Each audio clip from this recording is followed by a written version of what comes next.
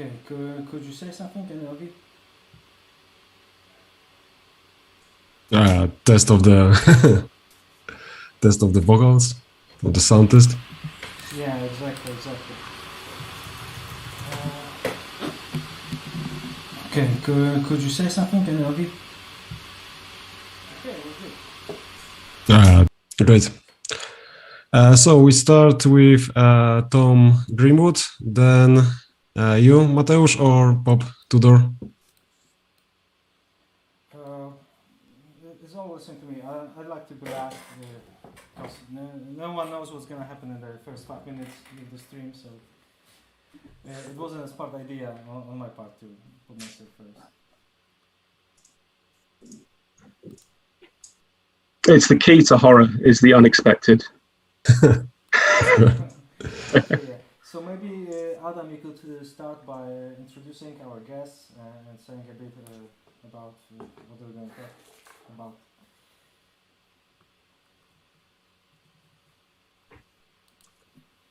We're live? Yeah. Oh, okay, thanks. So, hi everyone, I'm Adam Young, and this is the first panel today, on Saturday. We're starting the first session. It's called Plateau of Leng, so the concept from famous work by HP Lovecraft. And we've got three panelists today. Each will be sharing a talk for about 20 minutes, and then we'll have half an hour for a discussion. We will start with a presentation by Tom Grimwood. Horror, cliché, repeat, or why as above, so below should probably scare us. So, as above, so below, the famous Hermetic principle, but in this case, the title of the 2014 film by John Doodle, I think, with themes of repetition, some links to Dante's Inferno, and of course, we'll be exploring the intersection of horror and philosophy, like on all of the PhilosophyCon. So, Tom, let's start. Thank you very much. And I'll just apologize at the start that I don't have the amazing backdrop that my co-presenter has, which is quite horrific. I have a Steelers banner. If anyone's a fan of the Pittsburgh Steelers, you'll know that's quite horrific as well at the moment to be a fan, but I'll move on. Okay. So something I think we always need to acknowledge is that there's a constant tension in the production of horror, whether in film, novel, video game, or even real life. And that tension is how it negotiates cliches of the genre. Every new work always risks being accused of being generic or repetitive, and frequently on the web pages of the Internet Movie Database, IMDb, they are. Reviews of films will always talk about, this is cliched, I've seen this before, blah, blah, blah. Now, cliches are something that we're meant to not like, but it's something I'm very interested in, and it's something I've just finished writing a book on called The Shock of the Same, which is out next month. I'm interested in them mainly because they are so often rejected from philosophical writing and seen as inherently bad, but at the same time seem to form something of a black hole in philosophical thought. How do you think about a lack of thinking? I'm not interested in cheering for cliches or repeating the same old condemnations of them, but rather I'm interested in what they do and how they do it. So, on the one hand, the relationship between horror and cliche can be seen being played out in any review on IMDb, but it's also captured by Eugene Thacker in his work on the horror of philosophy. Here he suggests, and this is a quote, "Given the degree of self-reflexivity in genre horror today, we are, most likely, well aware of the various ruses through which the fantastic is introduced. We are also aware of how quickly an apparently supernatural event in a horror story, such as the actual existence of vampires or zombies, gets recuperated into the understanding of how the world works, thereby becoming quite unexceptional and normal, even banal." In this way, the disdain for cliches in horror can perhaps be linked to a rather base criticism of late modern culture, which in fact dates from the 1960s, which is that we remain entranced by what Guy Debord called the society of the spectacle back in 1968, I think. So we continuously want more jump scares, more exhilaration, more blood, and so on. An enthusiasm for what Peter Sloterdijk terms catastrophilia. For Thacker, though, the spectacle is facile because the increasingly cataclysmic prospects for the world itself, the real world, make it unthinkable. The world manifests itself to us in the form of disaster, presenting us with, quote, an absolute limit to our ability to adequately understand the world at all. This, Thacker notes, is a central motif of the horror genre.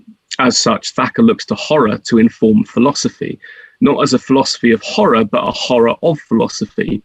Quote, those moments in which philosophy reveals its own limitations and constraints, moments in which thinking enigmatically confronts the horizon of its own possibility. The thought of the unthinkable that philosophy cannot pronounce, but via a non-philosophical language. I like this sentiment, but because I'm interested in cliches, I find horror taking me in a different direction. After all, if horror presents to us the unthinkable, cliches present us with the unthinking, and that's the relationship I think is worth exploring. What rituals and processes and habits are at work which we take so habitually for granted that the realities of horror might be obscured? What lack of thinking goes into thinking the unthinkable? Okay, so that's kind of setting us up. If we're going to ask what the relationship between horror and cliché is, then I think we have to be honest and say the relationship is disappointment. If we've seen something before, it's not scary and even less unworldly or fantastical in the way Thacker wants horror to inform philosophy with. How many IMDb reviews begin, I was expecting so much more than this film, I was expecting so much better, and then it just became cliched.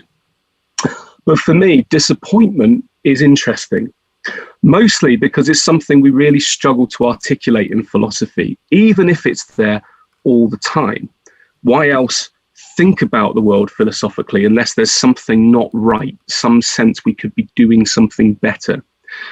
At the same time, this is accompanied by a ritualistic need for achievement in philosophy. Certainly as professional philosophers, we need to present a complete argument, an innovation to advance thought and maybe our careers, okay? So we can't be disappointed even though we are disappointed.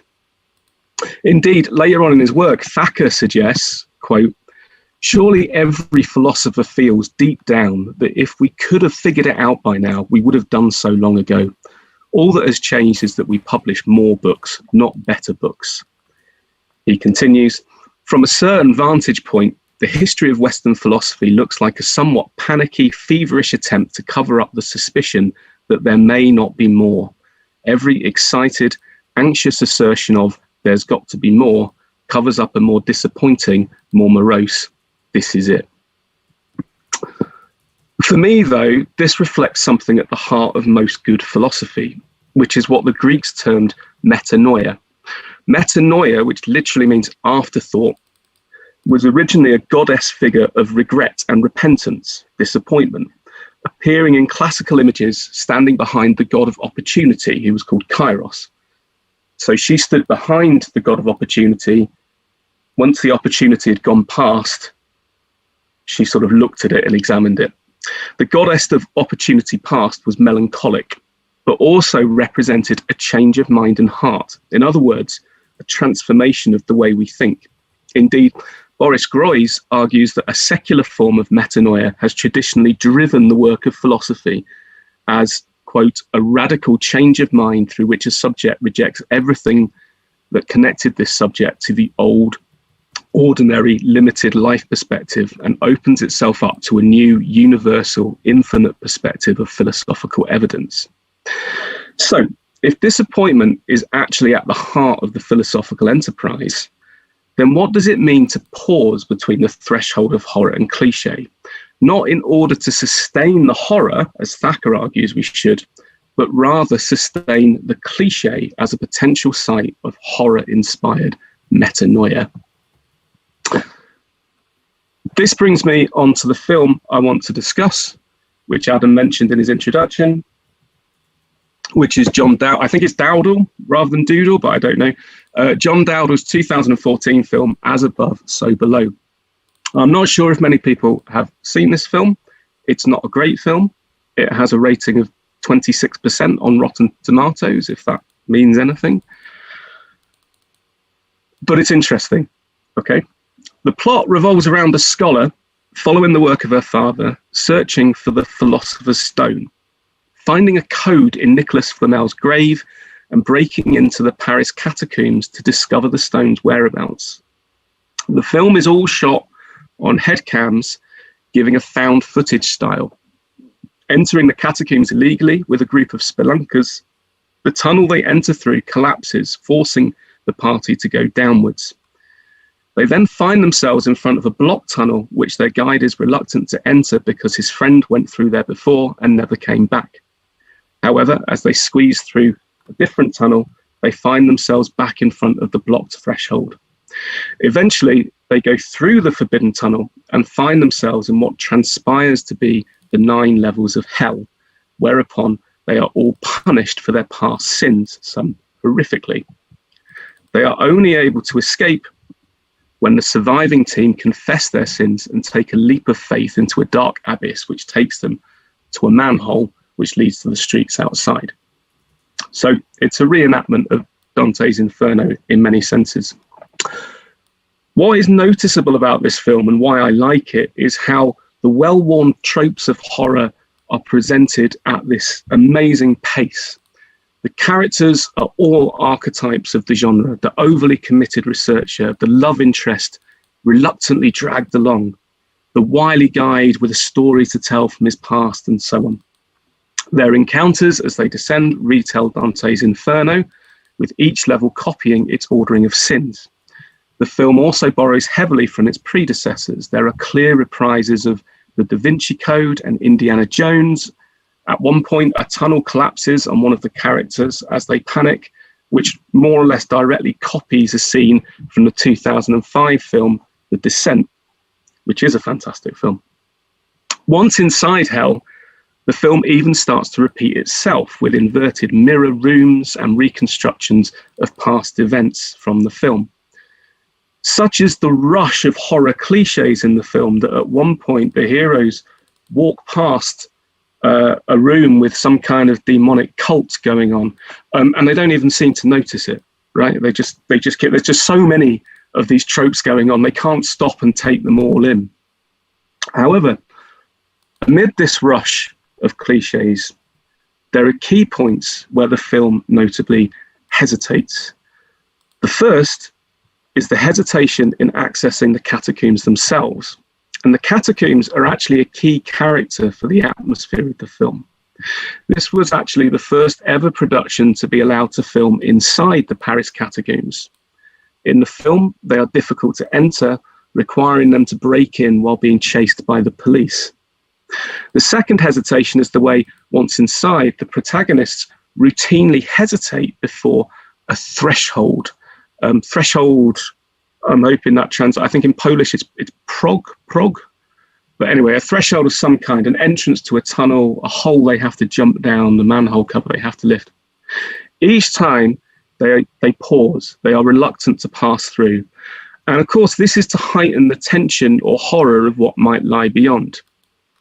However, this is troubled by the fact that crossing the thresholds are rarely difficult. In fact, the only thing stopping them is often merely a phrase or an inscription that makes reference to Dante's Inferno, although the protagonist bizarrely references the phrase that's over the gates of hell in Dante. They identify it as coming from mythology, which is interesting. In one case, crossing the threshold is so easy that a ghost simply shoves a character through it and they die. So it's this idea of the pause and the threshold that I'm really interested in. And what it says about the threshold between what we might call genuine horror, something new, something which tests the limits of our thought, like Eugene Thacker wants to, and the cliché, which I'm interested in. So to examine this, I want to draw again on the work of Boris Groys. Groys suggests that every cultural work, We'll start be it a film, a game, a novel, whatever, carries an attempt at a revaluation of values by engaging the concerns of the profane, or the everyday, or the ordinary, with that of the established cultural archives, or what is preserved beyond its original use and is therefore sacred in the broadest sense. For those who want to produce work that is alive or real or even super scary, these cultural archives indicate, by virtue of its preservation, that an idea is effectively already dead. Encased or entombed in the museum, it is no longer vital, but something to be challenged and superseded.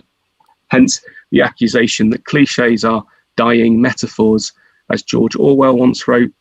They are the recycling of the already accepted, staying inside the archive. This distinction between the profane and the sacred constitutes the new. The new is something that is different from what already exists and is recent, because the most up-to-date difference is the least likely to already exist. This is, of course, not just the process for recognizing the new, but also for attributing the cliché, which is conversely either similar or old. So something new is different and recent, something cliché is similar and old. For example, As Above, So Below uses the found footage format, which many of us will know saturated the market too recently for it ever to be thought of as novel anymore. Repeating Dante's work, meanwhile, is perhaps a more intriguing aspect of the film, due to the fact that Dante's work is so old. However, the idea of sinners receiving the punishment of their sin is also very prominent in recent horror, such as you think of a film like Cube, or more recently, there's a great film called Escape Room, which I think came out last year. It was very good. But Groys argues that this concept of novelty does not, in fact, oppose the archive or museum, despite its claims to the contrary. Rather, it works in a complementary relationship. The archive is only ever a limited representation of a particular place in time, a particular taste, a particular set of values. And as such, it might appear to be secondary to the lived experience of the present reality or of the new ideas that come along. But, Groys argues, what is real and what is new can only be defined in comparison to the archive. In other words, one can only ascribe difference and recency in relation to what is already existing as the same and old. And as a result, everything that is new is effectively already contained within the archives that exist. This is why I find the enthusiasm for spectacle, which I mentioned earlier as driving the condemnation of cliché. I think this enthusiasm is driven not by the need to be shocked by more blood or more surprises and more scares, but rather by a less well-seen need to mediate such shock, and in mediating that shock, master it. Consider how genuinely horrifying events are authenticated by documenting and sharing by digital recording, uploading to media platforming, reviewing on IMDb. Indeed, in a world saturated with images of horror, repetition itself becomes a key trope for expressing the limitations of our thought. For both the so-called society of the spectacle and the various attempts to resist it or reclaim critical thinking from it, both are seeking an event, either a spectacle or a more authentic reality or a horror, but only an event which is reproducible, curatable, and therefore storable in the cultural archive. This is what makes the event an event. This is also the irony of the IMDb reviews that complain about clichés in horror films. A genuinely new horror film wouldn't be a horror. Even when we think of masterpieces of the genre, like the Blair Witch Project, Saw, Night of the Living Dead, and so on, these are always repetitions of a kind. Horror involves the curation of well-worn tropes. It is premised on repetition. As a genre, it is always already reviving something. Sometimes this spirit of revival is quite literal. Think of Frankenstein's monster. Other times it revolves around crude stereotypes, the lonely farmhouse, the strange natives, and other times still the direct reboots of existing horrors, doubling down on particular aspects which speak to a more contemporary audience. The archive is therefore not a structure for monolithic preservation, rigid and unchanging, but rather a system which is constantly shifting its boundaries by virtue of what is not inside it. Groys says, every time the border between the archive and reality is transgressed in either direction, we experience joy over the possibility that this border may now be suspended or deconstructed for good. Yet these transgressions instead confirm the stability of the border, which guarantees the very possibility of such transgressions in the first place. Excuse me. That's the end of the quote.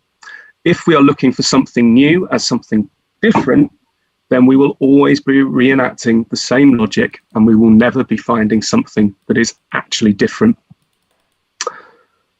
Okay, as I said though, as above, so below is interesting because it seems to dispense with any effort to be different, other than via the two hesitations I previously noticed. So, what is their significance? When we talk of the archive, we need to be clear that the space available to anything is always changing. Museums close, digital capacity grows, and in this way, what is kept and what is not becomes a contested space, as just about anything profane outside the archive can be potentially counted as sacred inside the archive. The distinction between what is sacred and what is profane, or indeed what is horrific and what is cliched, thus rests on a shifting threshold. Its stability is only guaranteed by repetition, the repetition of novelties and differences, the repetition of the attempt to move away from the archive, which consequently reinforces it. Outside of the archive, profane spaces are not themselves valueless. They simply present fleeting and unpreserved values which can challenge, provoke, or mock the sacred. Groys understands the profane realm to reflect the values of the cultural archives. The profane realm is constantly renewed because it is constantly filled with the refuse and waste products of valorized culture. And it is precisely in this refuse and waste which we find cliches, terms which were once perhaps meaningful, but no longer sit in a clear place of reference to one particular thing. And if you ever look at Marshall McLuhan's work, from cliché to archetype, he makes a big thing about cliches of this rubbish pile of culture, but something that was once important, but kind of isn't now. Now here, going back to our film, the significance of the catacombs becomes prominent. As you might know, the catacombs is a network of tunnels in Paris where the stacked remains of skeletons from older graveyards of Paris were deposited. In this sense, the catacombs are, in real life, perhaps the ultimate profane remainder, a discarded collection of what was once monumentalized, a literal stockpile of horror cliches. In doing so, the catacombs become a curiously constructed anti-archive of horror, holding within them all of the horror tropes of the film, as well as the broader idea of a massive disturbed burial ground. What then if this film is presenting a mirror of invention, where rather than position itself in relation to a fixed archive of horror, it instead presents us with a profane anti-archive of cliches, where the thresholds are maintained not by clear lines between the sacred and the everyday, or by the strength of particular institutions, universities, libraries, newspapers, or by the repeated insistence on difference and thinking the unthinkable, but rather what if they are maintained through the repetition of hesitation? What if the very repetition of this act of refusal to cross the threshold suggests the transience of such a threshold itself? In other words, a conversion of the profane and the sacred into a disconcerting, uncanny collection of sacred cliches. What if this is a kind of metanoia of disappointment, a metanoia of disappointment that, as above, so below provides us? Well, the simple answer is I'm not sure, and I'm hoping people might be able to answer that question for me. I think, contrary to my title, the film may not scare us, and the idea of an anti-archive of cliches may not scare us.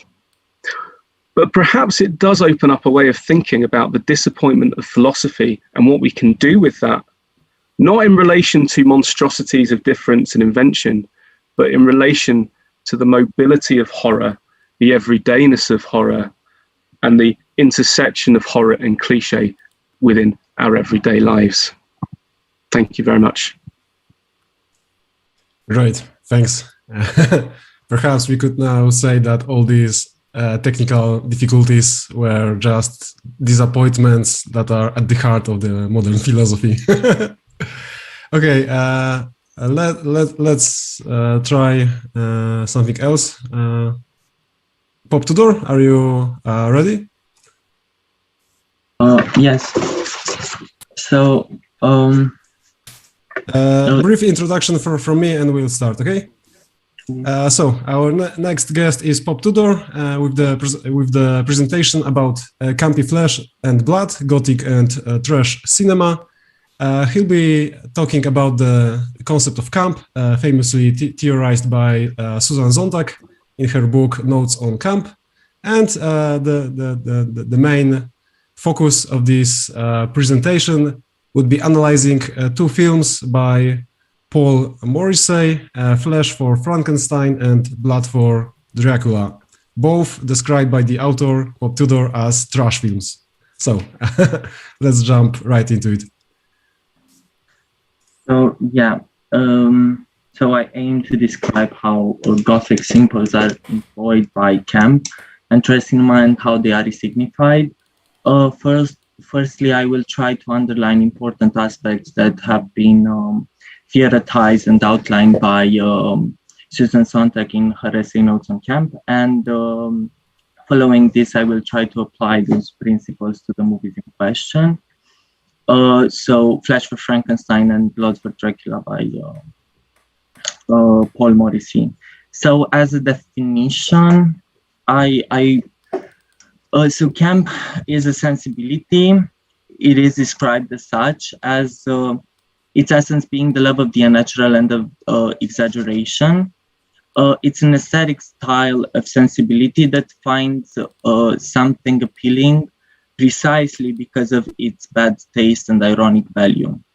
So she kind of marks the difference between three types of different sensibilities, the camp being the third one, the first one being that of high culture, which is completely moralizing, and the second one is that of extreme states of feeling that actually creates a tension between the moralizing effect and aesthetic passion. So camp distinguishes itself by being completely aesthetic and somewhat avoiding the artistic product of content. So why is camp not bad art? So camp, from a serious point of view, it can be seen as bad art or kitsch, but it doesn't talk about beauty. It rather approaches different levels of artifice, and this is how we can talk about it. So the two different types of camp. So Sontag marks the difference between the two types of camp, saying that one is the naive camp and the second one is the intentional camp. And she states that the pure examples of camp are unintentional, they are dead serious. So they kind of have this purity about them, this naive quality, a seriousness that fails. So think, for example, of the movie, the 2003 movie, The Room by Tommy Wiseau. It's actually a bad movie, but we can enjoy it as being like so bad it's good.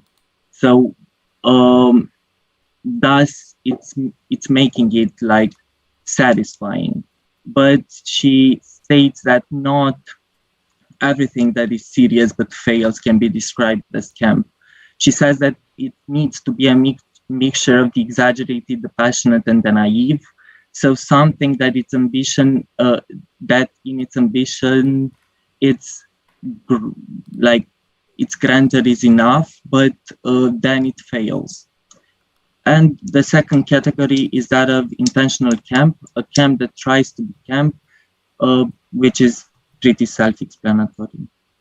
So the case of the movies in question, I think that it's interesting because they are not classical camp as described by Sontag, and also like a lot of film critics and theoreticians say that they are not camp at all. So I found in this book the films of Paul Morrissey by Maurice Yokar, this different film critics that describe Morrissey. For example, David Bourbon describes him as lacking even the slightest trace of self-mockery and or campiness.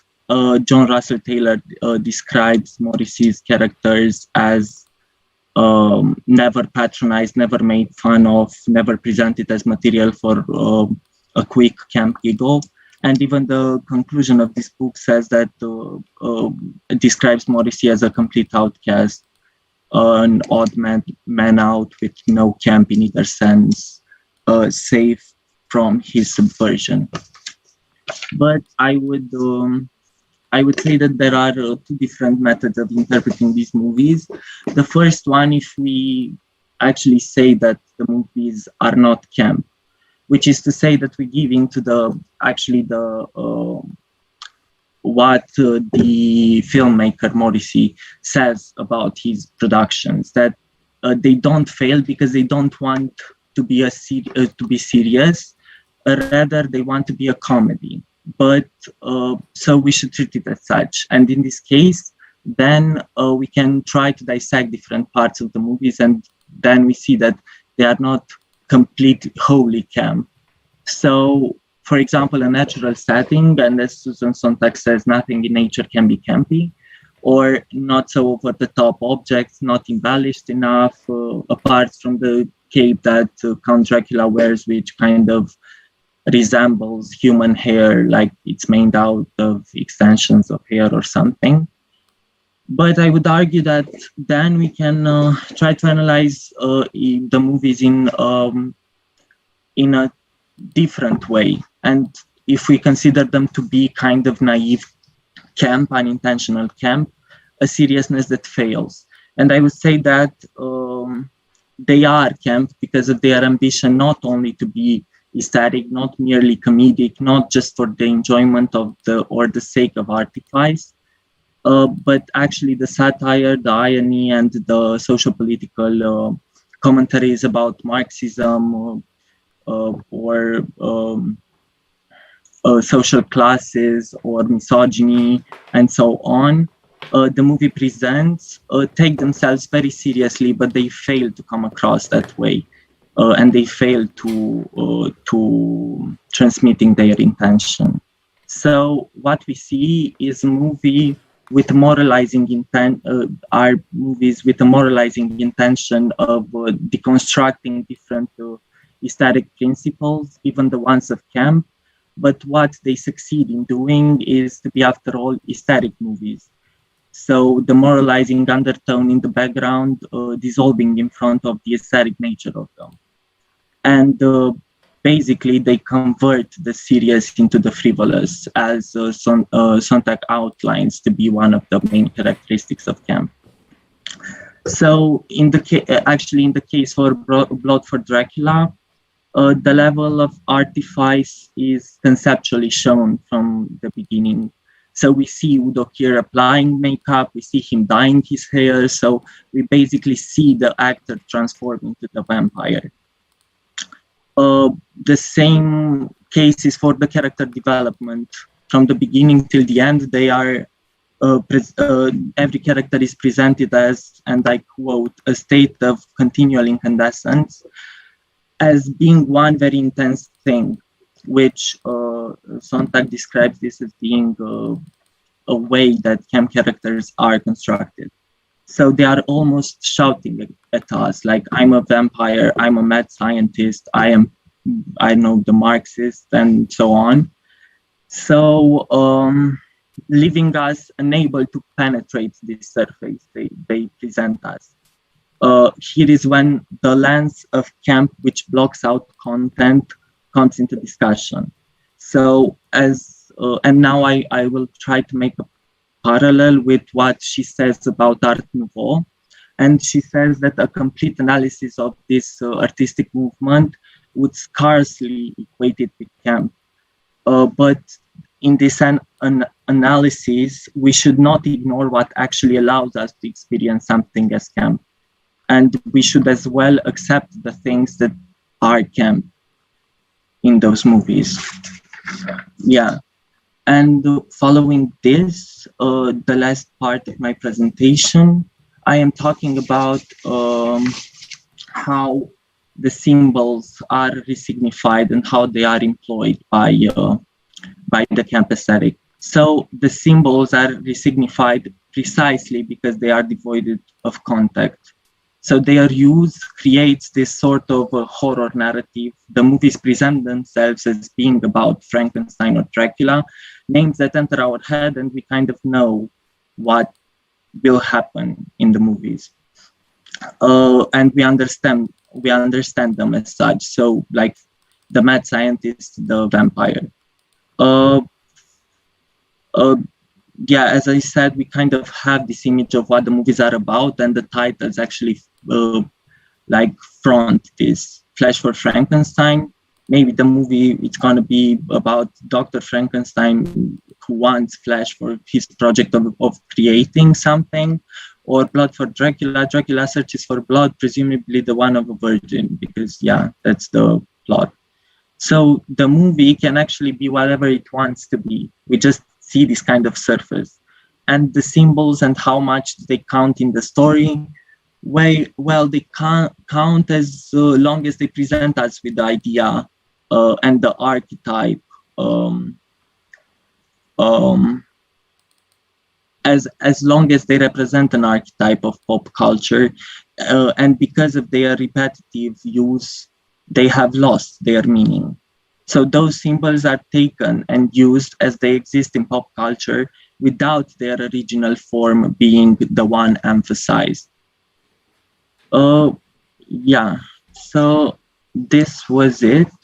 I tried to analyze how Gothic tropes are employed by pop culture, showing that they turned out to be just empty frames that can be used as narratives that can be easily considered and experienced as camp.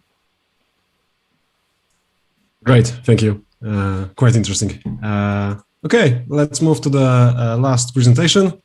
Now we've got Mateusz Sawczyn with the Ubermensch and Nietzscheans, when Nietzsche met Roddenberry, and we'll be talking about famous concept of Ubermensch or Overman by Friedrich Nietzsche, the philosopher, and the TV series Andromeda, which was based on the notes created by Gene Roddenberry, the original creator of famous Star Trek.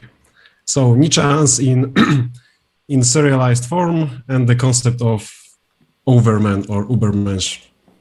Thank you, Adam. So before I get to the Andromeda itself, I would like to say a few words about Nietzsche in movies and TV series. Of course, my predecessors were talking about horror, so this is a bit different, but we're all obviously movie buffs, so I think you might enjoy it also. So how is Nietzsche and his thought represented in cinema in general? You can hear a quote from Nietzsche, or rather read it at the beginning of one of Lenny Kravitz's videos, The Chamber, I think. You can see quotes from Nietzsche in animes. You can see girls who tattoo. I've actually seen a girl who had a Nietzsche tattoo, a Nietzsche quote tattoo, but it was in Latin because she didn't know he was a German thinker, so Latin was cooler. Nietzsche has penetrated our culture on many different levels, and most of the time the depictions of his thought and himself are not accurate at all. It's all a big misunderstanding. You can find quasi-biographical pictures like When Nietzsche Wept, based on a novel, but it's completely fictional. You can see a TV series called Wagner. It has a couple of episodes of Nietzsche. It's actually a bit interesting. There's this famous movie by Andrzej Tarkowski called The Sacrifice, filled with Nietzsche's quotes and discussions about the eternal recurrence or return. And there's also the Turin Horse that is supposed to be inspired by Nietzsche, but this 5-hour-long movie has nothing to do with Nietzsche at all. So this is what we're dealing with. People take his name, take a quote from him, and do whatever they want. Hitchcock did a similar thing with his movie The Rope. That is actually a pretty interesting movie technically, because it was made to appear like it was just shot in one shot. There are actually some cuts in the movie, but you cannot see them if you're not looking for them. And in this movie there's these two youngsters who decide to kill someone from fun. And after they've done it, the movie starts with it, and they hide the body in a wooden box. And then they have a party to see if anyone will find out that they've murdered someone. And they also invite their philosophy professor who's taught them about Nietzschean ideas, Ubermensch included. And someone says to one of the murderers, obviously you agree with Nietzsche's theory and his Ubermensch, just like Hitler. And this is another problem, because everyone who's ever studied Nietzsche knows that he wasn't the proto-Nazi he's made out to be by some people. Although I found some interesting information, the Nuremberg tribunal after World War II actually decided that Nazism was based on Nietzsche's works. So it's official. So some people have declared so.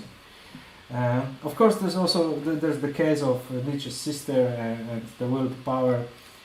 To put it shortly, Nietzsche wasn't a Nazi. But it's a subject for another talk. So all these misunderstandings, all these misinterpretations are multiplied with every new cultural object that is created. And there is of course this series that I would like to talk about. But before I get to that, one or two remarks about Nietzsche in general. The Ubermensch and the master race are, of course, not Nazis, as some would claim. And Nietzsche wasn't this power-hungry individual. His philosophy wasn't all about it. Actually, he despised the lust for power, and especially lust for power by politicians, especially the democratic ones who didn't hold democracy. He didn't think very highly of democracy, and the idea that anyone who has the ambition can rule over people. Also, there's pictures of Nietzsche, or rather posters, in the movie Warrior by Gavin O'Connor, very good movie. In The Little Miss Sunshine, there's this young boy who decided not to speak as a test of his will, and he also worships Nietzsche. Even Jana Jameson, the porn star, acted in a movie Zombie Strippers, which I've seen and I regret it to this day. And she's reading Nietzsche in this movie. Even Ultron from the Avengers quotes Nietzsche. "What doesn't kill me makes me stronger," he says in the movie. So everyone was a part of Nietzsche, and the Trekkers or the Trekkies wanted him too. That's why Gene Roddenberry created a race based on Nietzschean ideas called the Nietzscheans. And the series was supposed to be called Andromeda Ascendant. In the end, it was just called Andromeda. And it's about a systems commonwealth, an organization, an empire really that spanned over 3 galaxies. And this epic story actually begins with the Commonwealth being destroyed by Nietzscheans. Why did they do it? They were the part of the Commonwealth, and they planned their betrayal for years, because there was also this race of hairy, violent, primitive magogs that had only one goal: to devour all life in the galaxy. And the Commonwealth, in a strategic move, decided to sacrifice one Nietzschean planet to the Magog in order to regroup and better prepare themselves for a final confrontation. The Nietzscheans didn't like the idea, and because of that, they decided the Commonwealth must be destroyed, and they succeeded. This is what happens before the actual series, or rather in the first episode. And then we skip a couple hundred of years and see the galaxy in disorder. There is no longer any Commonwealth, and the Nietzscheans didn't actually fare well without it, but we'll get to it in a moment. The main character of the series is Captain Dylan Hunt, played by Kevin Sorbo. If you've watched the series Hercules, you definitely know the guy. And you also know that he's not a great actor, so it says something about the series. It's not great on many levels, but the Nietzschean aspect is very interesting. So how did Roddenberry, or rather Robert Hewitt Wolf, who developed the series, understand Nietzscheans, or how did they create the race? Robert Hewitt Wolf was also the person responsible for Star Trek Deep Space Nine, and unfortunately, as we'll see in a moment, his departure from Andromeda changed the series drastically, and not for the better. So Nietzscheans are understood from a biological perspective at first. They are called Homo sapiens invictus, and were genetically engineered by Paul Museveni. Invictus, of course, undefeatable. They are stronger, faster than the people. They have this retractive bones that they can use as weapons. They can eat wood, everything that's organic. They can hear ultrasounds. They can hold their breath for 20 minutes, and they can live over 150 years. Also, they have no genes for astigmatism, acromegaly, arteriosclerosis, and although they have the same number of chromosomes that we Homo sapiens sapiens do, their code is protected against mutations, so there's no evolution. And also there's this curious thing called genetic reincarnation. The idea is that if the gene pool is closed and there can be no changes, eventually a configuration of genes will repeat itself. This is obviously an echo of the eternal recurrence idea by Nietzsche. This is why they await the return of the first Nietzschean, Drago Museveni, the most perfect specimen. Although it doesn't make sense, why is he more perfect than all his descendants if the genes don't degrade and don't mutate? So this is the basic Nietzschean physiology. And what about culture and their philosophy? Nietzscheans don't believe in optimism, they believe in survival. That's a quote from the series. They follow Nietzsche's teachings with religious devotion. But this is also problematic, because Nietzsche in Also sprach Zarathustra, I'm not sure about the English title. So spake Zarathustra, something like this. Thus spake Zarathustra. Nietzsche claims that a teacher-student relation or a master-student relation isn't what's needed for his character Zarathustra. The prophet cannot actually teach people, he can only give them advice on how to develop themselves, how to experience life themselves. This is also something you can find in Hermann Hesse's Siddhartha, this idea that knowledge cannot be passed on but must be experienced personally. And this is a bit true for the Nietzscheans in the series, but they do read a lot of Nietzsche. They read a lot in general, both literature and poetry. Tyr Anasazi, the main Nietzschean character of the series, says, never underestimate the power of the world. So they take their lectures very seriously. They consider themselves warrior poets.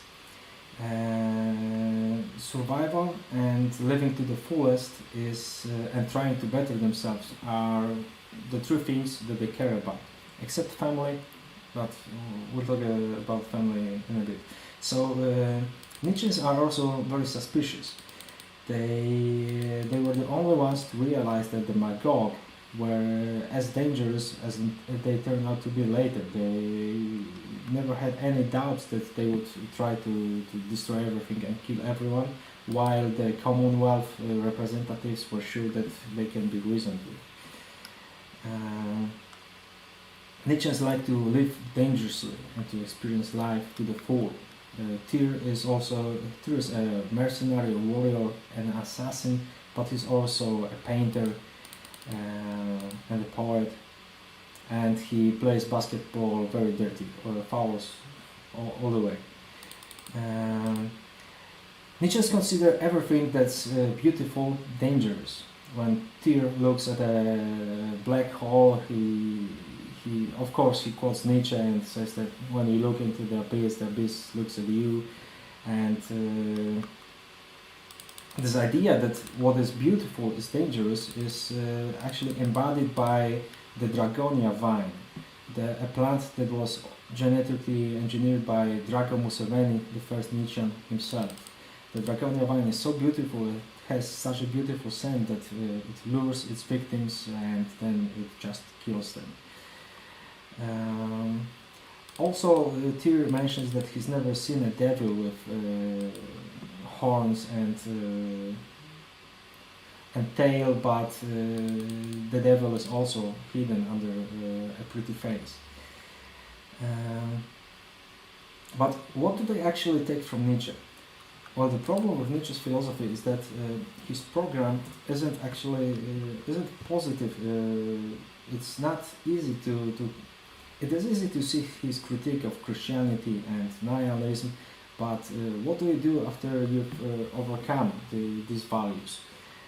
Various answers can be given, but none can be given lightly, because Nietzsche never mentions explicitly do this, do that. He mentions that you need to find your own virtue and you have to pursue it. But how to do it, what should it be, and it's more complicated. Nietzscheans are perfectionists that try their virtue is doing everything in the best way they can. So even in the face of death, if they have fought bravely and well, they are satisfied. Another very important thing is, as I've said before, the family. This is also a bit weird, but it works well in the series, but I don't remember Nietzsche being a great advocate for having a big, great family, because obviously he himself was a loner, and his thoughts on women are also a bit funny in some regards. So this survival and living dangerously, how do these two things combine? In procreation, of course, because procreation, creating a family, is the ultimate goal for every Nietzschean. That is also why they take everything very seriously, including games. If you play checkers or chess with Nietzscheans, they are going to cheat every chance they get, because if they lose a game, they are viewed as inferior. And if they are inferior, they won't be accepted by the potential mate and their clan, because this is also a thing, and they will never procreate. Their genes won't be passed on, and they will die forever. There will be also no chance for their genetic reincarnation, I suppose. So rivalry is a way to check one's worth.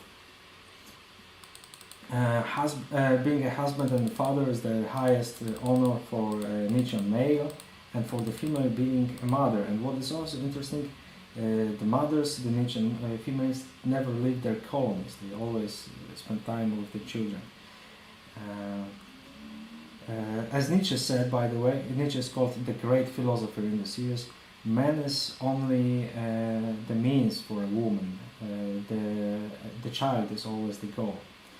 So this makes sense in the context of how Nietzschean women were portrayed in the series.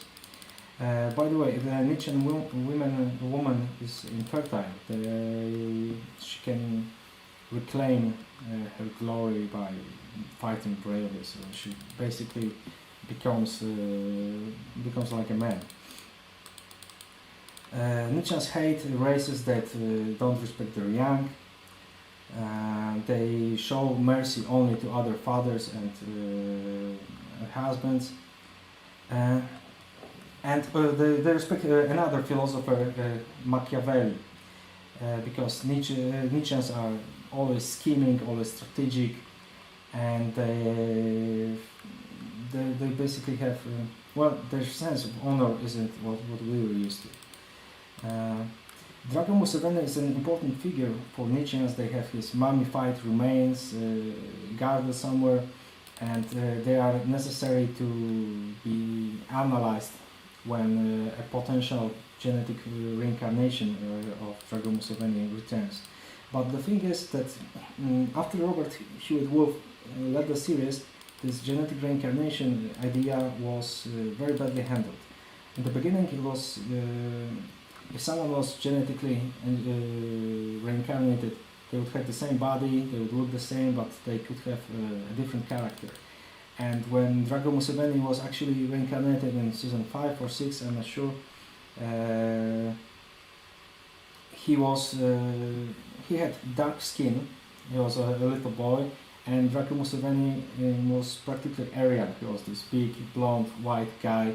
So how does it work? It doesn't make sense. The series had, in the late seasons, the series had many problems like that. How do we explain the difference of characters when the body stays the same? This is also a motive that can be found in various interpretations of Nietzsche's eternal recurrence. In German, die ewige Wiederkunft des Gleichen. It means actually the eternal return of the equal, not of the same, although it could be translated both ways. So you could understand this idea that everything returns, having the same sum total, but some elements could be different. But this is a very efficient interpretation. So would Drago Museveni actually be a great leader for the Nietzscheans? Not necessarily. He could have the same body, obviously he didn't in the series, but his character could be different. There are two other things. How much time do I have left? Could you tell me?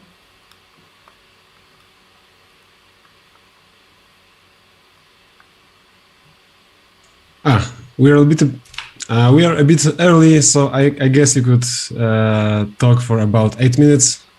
Okay, I can answer. So, two other things. How does Nietzschean society look? What does it look like? And also, who are the true Nietzscheans? So, we have this clan structure. There are different clans that compete with each other for ruling over all Nietzscheans, and there are these two funny terms. We are all Cluj, to Nietzscheans, because we are inferior beings, and Nietzscheans in return are called Ubers by the Kluge. Nietzscheans, although they have this rivalry between clans, they have some sense of solidarity as a race. For example, if a Nietzschean kills another one, or another clan is at war with a different one, this is not really a problem. This is the way the Nietzscheans live. But if you're not a Nietzschean and you say decimate a whole Nietzschean village or something like that, you're going to have a big problem, because you're just a Kluge or some other inferior alien, and you have no right to take a Nietzschean life.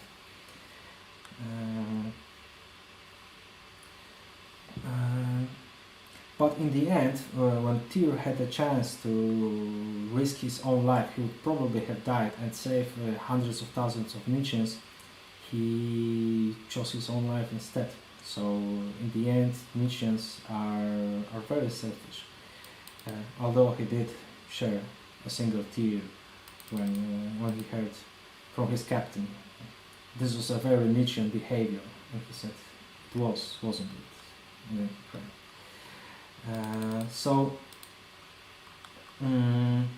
How do Nietzscheans treat other races? The biggest clan, or rather a combination of two clans by marriage, because this is like aristocracy. So if a ruler from one clan marries a ruler from another, you can get something like the Drago-Kazov clan, so the Drago and Kazov combined. And they are the biggest slave owners in all the galaxies. They have over 837 enslaved planets. Humans try to fight them by forming Knights of Genetic Purity, which sounds a bit like Ku Klux Klan to me, but they're supposed to be the good guys, or rather the reactionaries that lost their way. Nietzscheans often make friendships. They help you as well as they can, but this is always for their own interest. Tyr and Asazi, in the end, after 5 seasons of being a friend to Dylan and saving his life and so on, betrays him and tries to kill him, because this friendship no longer benefits him, and Dylan's death would. So never trust a Nietzschean, no matter how great his smile is, and no matter how many beers you drank together. What else? This clan structure. There are different clans, and this is the final point I'd like to make by presenting 2 clans. There's the Jaguar clan. Although Tyrann Asazi is this very big, muscular guy, and most Nietzscheans are great fighters and adventurers, explorers, pirates, and so on, clans like the Jaguar clan have no interest in that. Because they are great at scheming. They make alliances, they have great strategies, and they are also very decadent. They just drink wine and scheme, and this is what they enjoy. And I would like to now use a quote from the series. I will be translating from Polish for some reason. The clan leader Charlemagne Bolivar says in one episode, there are 3 reasons why you should let the Sabra Jaguar clan into the new Commonwealth, because Commonwealth gets restored at some point. First, we are known for our treachery. We are at war with the Drago-Kazov clan. Why you shouldn't let us in the Commonwealth. So we are known for our treachery. We are at war with the Drago-Kazov clan, and we will always remind you of your genetic inferiority. On the other hand, there are 2 reasons why you should let us into the Commonwealth. We are known for our treachery. We are at war with the Drago-Kazov clan, and did I mention we have the 3rd biggest fleet in the universe. Also, at one point, Tyr asks the same man, What do you want, Jaguar? And he says, the usual, hundreds of grandchildren, absolute power over the known space, and the delight of hearing that all my enemies died in terrible, highly improbable accidents that cannot be linked to me. And you? He asks Tyr, and Tyr responds, the usual. So this gives a bit of insight into the Nietzschean character. Unfortunately, when Wolf left the series, the matter got a bit more complicated, and the whole Nietzschean idea was revamped. It started making sense on some levels, but it also gives you perhaps something that was closer to some interpretations of Nietzsche's Ubermensch, who should be rather a creator rather than a destroyer. Perhaps a poet more than a warrior. So there's this plan that has isolated itself, lives on Archaeology, this planet, and they criticize all the other Nietzscheans, especially Dragokazov, slave owners or warmongers. They have a democracy. They've had it for generations. They make all the decisions together by entering this. Okay, we are in the time for discussion, so maybe the closing statement. Okay, so there's this peaceful Nietzschean race, and they criticize all the other Nietzscheans. This makes the thing a bit more complicated.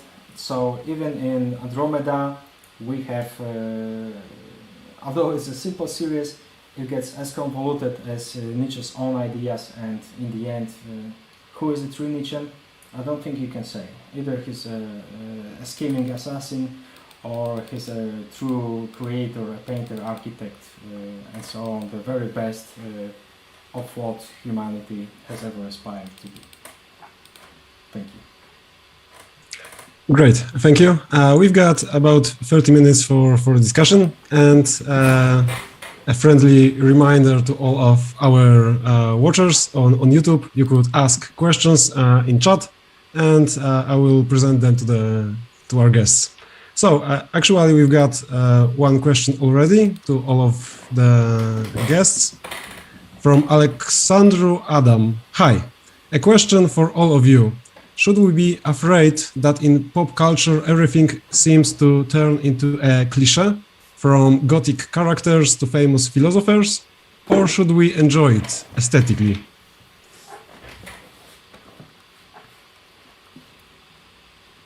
Shall I go first? I think that's a really great question, and I think the question back is, if we are to be concerned about this sort of descent into cliché, it's what's at stake, and how realizable is what's at stake. Because if it's the pursuit of some kind of authenticity or sort of primal event, then for me that sort of obscures the way that we frame and curate our sense of the event and the meaning in today's world. You know, when we have, you know, we watch a film and we've got our phone and we've got our, you know, we've got our laptop and we've got, you know, and this is great. I think so. I don't think we should despair that it becomes cliche. I think, you know, and I'm going to say this because I've just written a book on it, but I think we should find it interesting, but not so interesting that it stops being a cliche, right? Cliches aren't fun all the time. The other question I'd sort of fire back unfairly because he's on chat, but are cliches just about aesthetics? Because I think we can enjoy cliches at a number of levels, and I think they are enjoyed on a number of levels that go beyond just aesthetics. I think habit and ritual and those sort of comfort points that we have. But these points are at work in our critical thinking, in our critiques of pieces. You know, we all have the arguments we like to drop down to. And I think this is why, just to link to Mateusz's paper, I think this is why Nietzsche is so interesting, and Nietzsche's use in popular culture is so interesting, because in some senses, and this is kind of half a question for Mateusz as well, in some senses, so Nietzsche's writing not to be studied, right? There's something really horrible when you're at a university trying to teach students Nietzsche at the same time as trying to teach them the correct way to reference their essays, right? It doesn't work because you've got this really formal system telling you how to think, and then you've got Nietzsche, you know, standing on a cliff and shouting. And so for me, there's always got to be Nietzsche's texts are always asking to be engaged with as a performance. So in that sense, you know, the question is, when we see all these horrible uses of Nietzsche, and some quite good uses of Nietzsche in culture, is that performance of Nietzsche actually a better reading? Even though it's a bad reading, it's a better reading than the kind of academic books that we write about it. So even though they're bad readings of Nietzsche, they're actually good readings of Nietzsche because they're doing it in the right way. Even though they end up as cliches, you know, in effect, that's exactly what Nietzsche's writing through the whole way through. He's talking in terms of stereotypes and commonplaces. So sorry, that probably wasn't as concise an answer as you wanted, but that's my answer. Great, thank you. There's definitely something subversive about talking about Nietzsche on university, especially when he is criticizing like modern state, and you're just engaging with his thought in modern state apparatus. So it's funny, kind of ironic, perhaps, or subversive. Okay, let's handle the questions to the rest of the panel. Nietzsche had a problem, like biographical problems with academia. He was basically kicked out of his first professorship. The question that you had for me, could you restate? Yeah, sure. Should we be afraid that in popular culture everything seems to turn into a cliché, or should we enjoy it aesthetically? I meant Tom's question, but never mind, because I wanted to talk about cliches as well.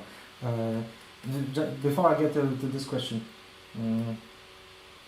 Nietzsche's academic interpretations are sometimes awful. Like when you read Deleuze, half of it makes sense, half of it is not about Nietzsche at all. So what is it? It is also a problem with Heidegger. So there's this philosopher I value very highly, George Colley. He says that Nietzsche shouldn't be read. He prepared a critical edition of Nietzsche's work, so he's the person who's read him for decades. So who's better to listen to about Nietzsche than this guy? Unfortunately, he wasn't translated into English, and it doesn't look like he's going to be anytime soon. But what he says is, Nietzsche must be experienced. You must talk with Nietzsche by reading his books over and over in dialogue, because it's not a systematic philosophy that can be understood. So what you said about bad uses of Nietzsche in culture, perhaps that's actually better than reading interpretations, because you actually engage with the material. It can make you laugh, cry or something. I've laughed a lot watching the Andromeda. And if you're actually interested in the topic, you're going to read Nietzsche eventually, right?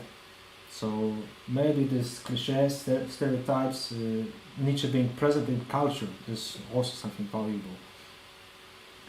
And as the cliches and horror, horror is a cliche in itself. You have this typical slasher movie. There's the jock, there's the slut, there's the virgin, and they all get what they deserve. And the sin is always punished.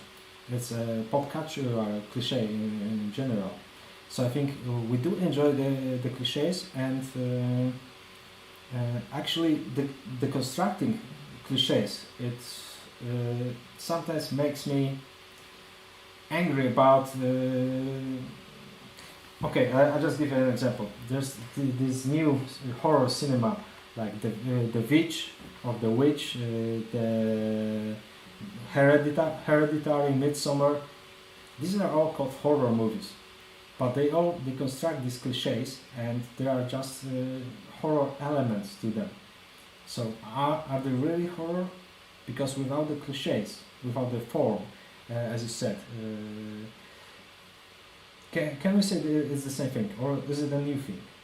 Can we enjoy what we're used to without being the thing they should be based upon? So, what do you think then? Oh, okay. Tudor.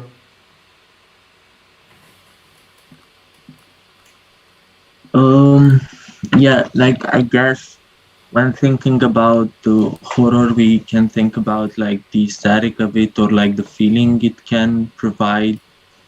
And like, as you said, I found it very interesting, like giving the examples of Midsommar and Hereditary.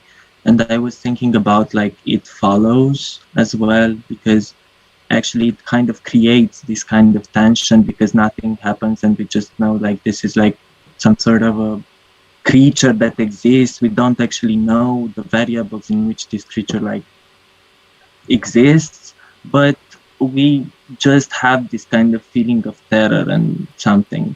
But like coming to like the question that Alexandru asked us, I guess like when it comes to pop culture, things are meant to be enjoyed aesthetically as well. And yeah, I guess it's not like, I guess we shouldn't see them as being harmful or something. We should just take them as they are and enjoy them.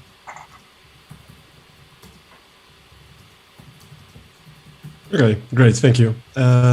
I've got a question for Tom. I looked up your book, The Shock of the Same and Anti-Philosophy of Clichés, and I'm interested how you discern between philosophy and anti-philosophy. You list anti-philosophical thinkers as Nietzsche, Kierkegaard, or Derrida. So I'm interested in how the philosophy and anti-philosophy are connected or are different. That's a good question. In some senses, I use the term anti-philosophy because I wanted to be clear to audiences to not expect the kind of classic philosophy of, and actually that's something I got from reading Eugene Thacker in his work on the horror of philosophy. That because when I look at this stuff and even in the papers, I like picking out these sort of interesting things, and there always comes a point when you have to sort of bring it to a conclusion, and that's always the artificial point for me. I don't necessarily want a conclusion. I mean, again, when I look at people like Nietzsche or Kierkegaard, you don't find prescriptions and conclusions and things like that. You just sort of get the end of a performance. The way that I use anti-philosophy is in the way that someone like Duchamp, Marcel Duchamp, created anti-art. So he sticks a urinal in the museum, and it's art, but it's not art, right? So anti-philosophy, it's not sort of against philosophy, but it's a bit of a shift around, and one might argue that what I'm doing is philosophy, and that's fine. It's not, I'm not. It's not a movement or anything, but very, very simply, it's about trying to look at sites, starting from sites, rather than starting from the universal picture and trying to hone down and give examples. It's trying to start from particular sites of unease and tension, and thinking what within this can we see as a sort of glimpse of something more, perhaps universal, something perhaps more significant, and in many senses that's why like I look at As Above, So Below. I don't look at that in the book, by the way. That's is a separate thing. But why I wanted to look at that film was precisely because on the one hand it's not a particularly great film, but there are moments in it. It's an enjoyable film. It's a very enjoyable film to watch. But it's like say it's not well loved. But there are moments in that film when you just suddenly go, this has got me thinking about something, you know, precisely because of this arrangement of cliches and stuff like this. Now, if we start from your conventional philosophical approach, you've almost already dismissed the cliches because you want meaning and you want purpose and you want, you know, argument and all that sort of stuff. So I prefer to start from the mess and see what the mess tells us, rather than trying to create some, you know, from the mess create a sort of secondary ideal. So I don't know if that helps. It's a loose term, I should say. It's not like in the sense of like Laruelle's non-philosophy or anything like that. I'm not interested in those kind of, you know, big statements. It was more just a way to justify an approach that didn't start at chapter 1 and develop to chapter 10, but rather just sort of meander around all these different places, because that was that's how I see cliches working, and in a sense that's exactly what Pop was saying about, you know, we've got pop culture. There's, on the one hand, we don't need to academicize that, but on the other hand, the academic stuff is in there. You know, the big ideas are in there. So we just need to be a bit more mobile as we move in between them, rather than appropriate one into the other.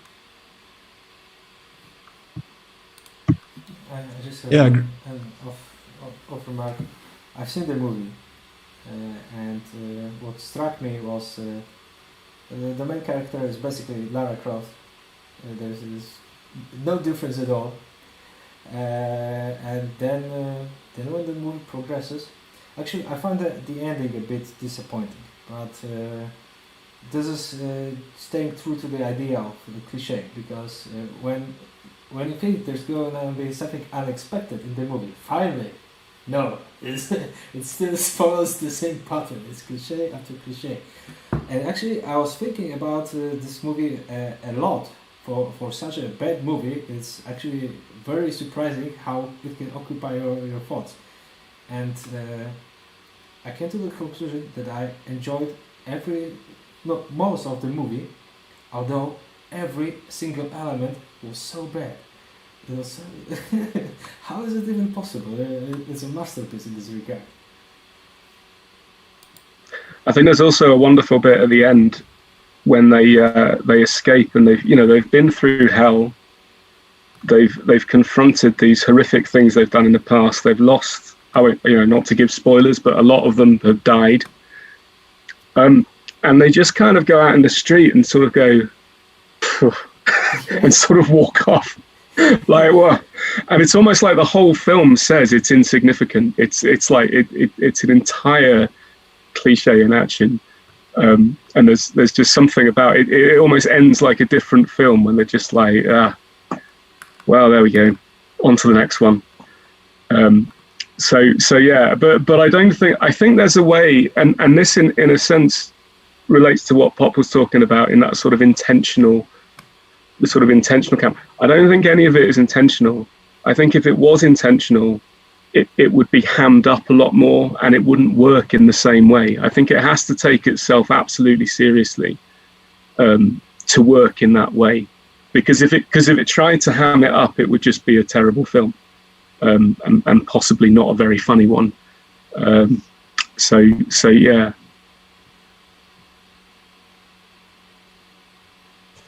Okay, thank you. We've got two comments or statesmen from Piotr Trembacz, love as above, so below.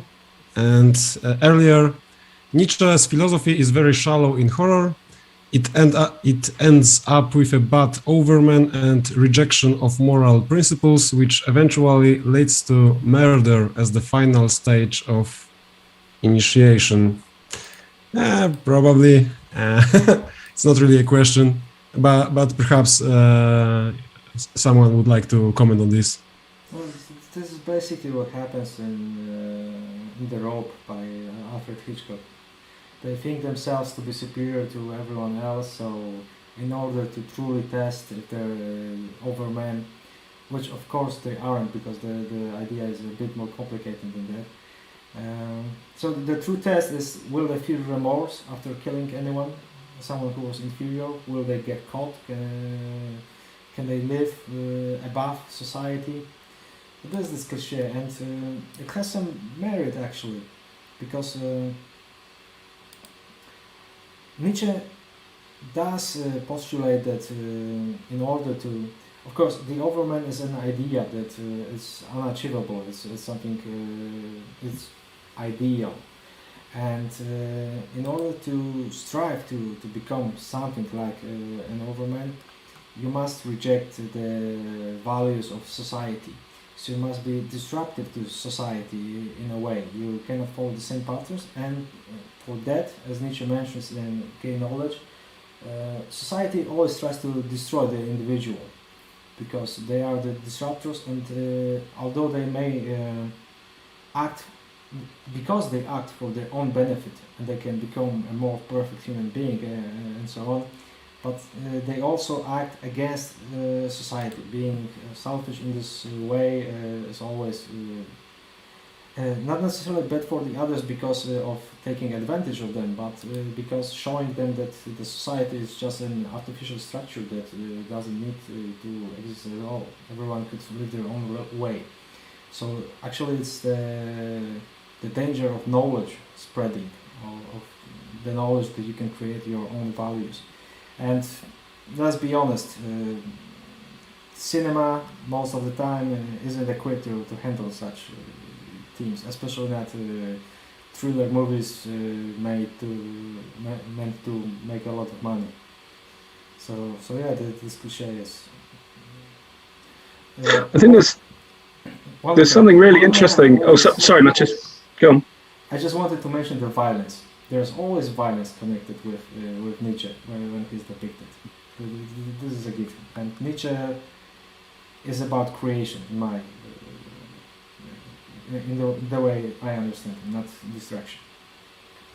Yeah, I think that's a really good point. And I think what's often lost when we take Nietzsche as a kind of, I mean, what makes Nietzsche really great is that he has these lines that we can memorize. You know, God is dead and we have killed him, and the Ubermensch, and all these kind of figures, and that, you know, quite deliberate. This is a violent way of writing, right? Because it's a kind of sloganized way of writing. When he talks about philosophizing with a hammer, you know, it's about trying to take apart your Hegel's and your Kant's with these really long, massive books with all these tiny details, and he's like, no. What about this? I think the association with actual physical violence, you know, it's less pronounced. But I think the idea that him being shallow on horror, I think that's a really interesting comment, because, you know, in effect, what Nietzsche's trying to do, or what I read him as trying to do, I wouldn't speak for him. He's essentially trying to make this in-depth knowledge that we have and that's been passed down through centuries, and say this is really shallow. This is nothing, you know. So we've got Plato and we've got Christianity, and actually they're the same thing, you know. And we've got morality and we've got slavery, and actually they're the same thing. So all the way through, he's saying, well, actually no, we think there's differences here, which gives us the illusion of depth, but actually it's all the same. So how do we imagine something that's actually different and actually, you know, developmental? And of course, what I always love about the Ubermensch is that in Thus Spoke Zarathustra, after the Ubermensch is announced, it finishes with Zarathustra getting annoyed because no one's understood him. So he just goes back to his cave again, where he starts. It all just starts at the beginning again, like nothing's ever happened. So again, I think there's a shallowness to Nietzsche on some of the things he talks about, like his view on women and things like that, which is, you know, like a negative shallowness. But there's also a shallowness that's key to what he's trying to do. And I think that comes out when you see these kind of film interpretations of, you know, the Nietzscheans. When they try and add a depth or a system to it, they end up repeating something quite different, you know, like a violent tribe or a kind of neo-Darwinian, you know, slightly Nazi sort of approach to things, which I don't think I don't think you necessarily find in Nietzsche. But then, you know, there's a lot of Nietzsche to read, so maybe I've just missed those bits.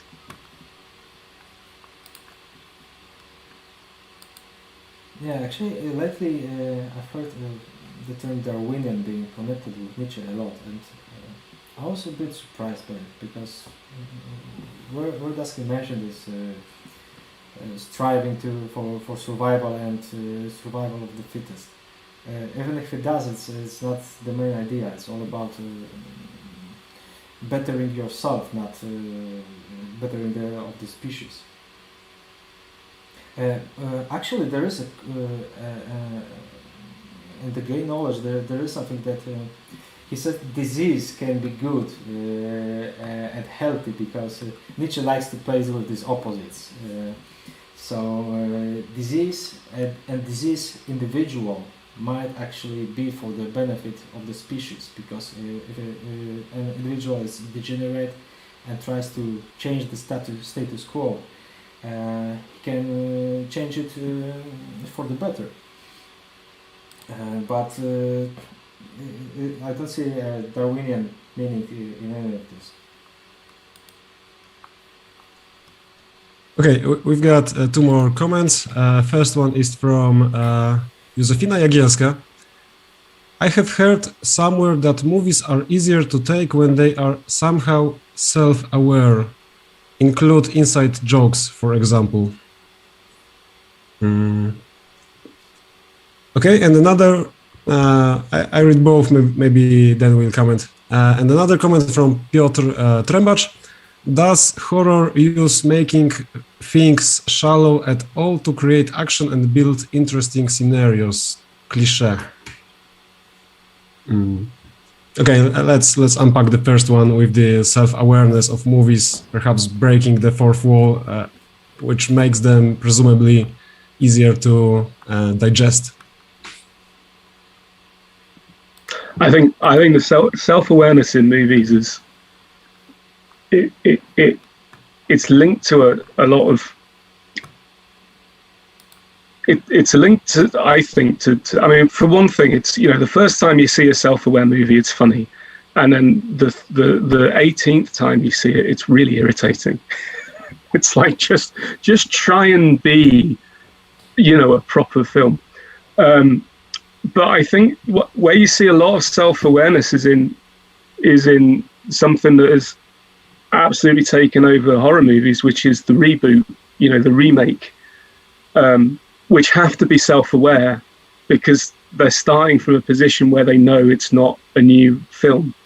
So how they negotiate that self-awareness is really interesting. So I think part of that self-awareness is I'm not sure if it makes it easier on the audience. I think it's an attempt to sort of prove some kind of point to it existing. And, you know, and there's lots of reasons that people do reboots, and part of it is that it's cheap because you don't have to create a whole new intellectual property. But part of it is that culturally, you know, we live in a culture that is obsessed with the past. And now that we have digital storage and digital archives and whatnot, and Spotify for music and YouTube for videos and all that, we can just call up films whenever. You know, we're constantly enmeshed in our own past, so it's not surprising that films are trying to sort of take what people want to watch and just make it a bit more sort of recent.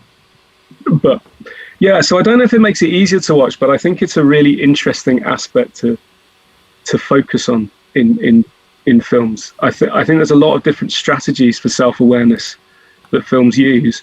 And again, I mean, I think it links to what Pop was talking about. I think when it's overtly look at us, aren't we being funny, then it becomes a sort of bad camp.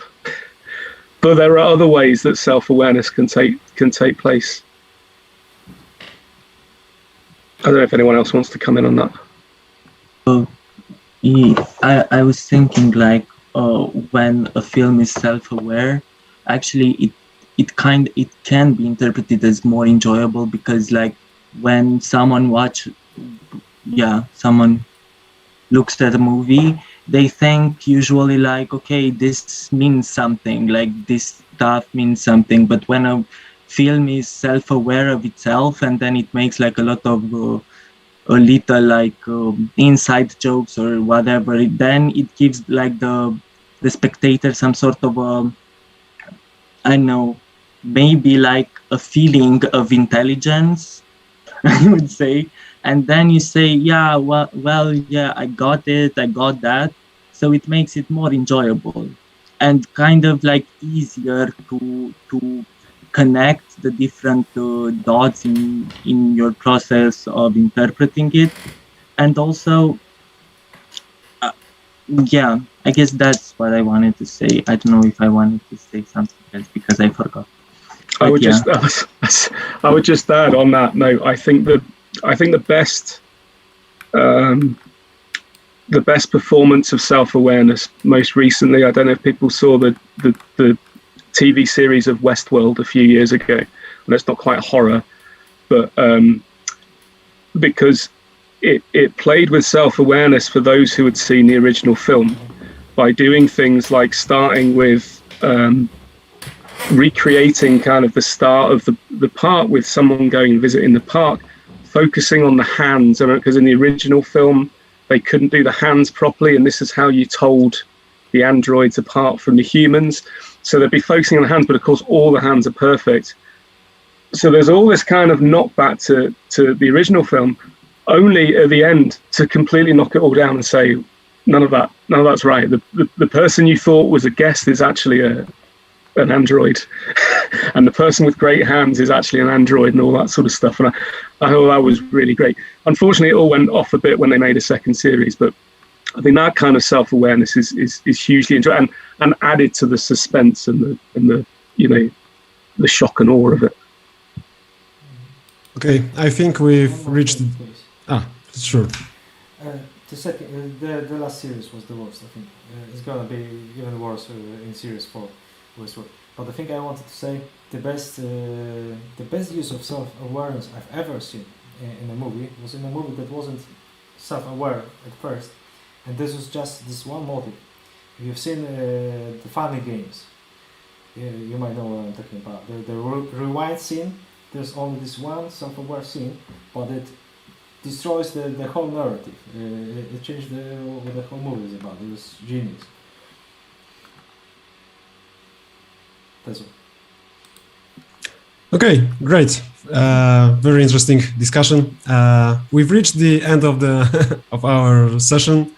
Now it's time for a 10-minute break and another session with the title The Legacy of Erich Zann, and the first presentation will be by Kamila Grabowska-Derlatka, Monsters or Cyborgs, the Gender Aesthetic of the Contemporary Gothic Metal Musicians. So thanks for all the comments, questions, talks, and I hope we see each other again, perhaps on another event. Yeah, thank you all. Thank Bye. you. Bye.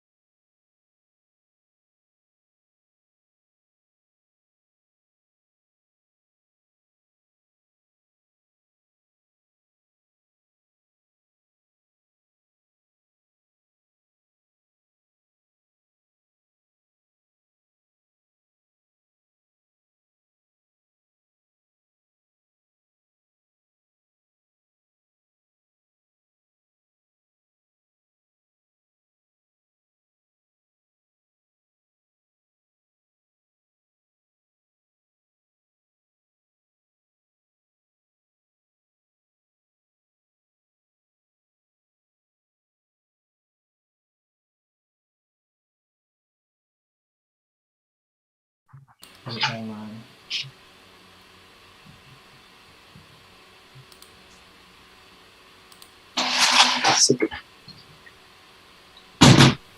Okay, so we're actually online now.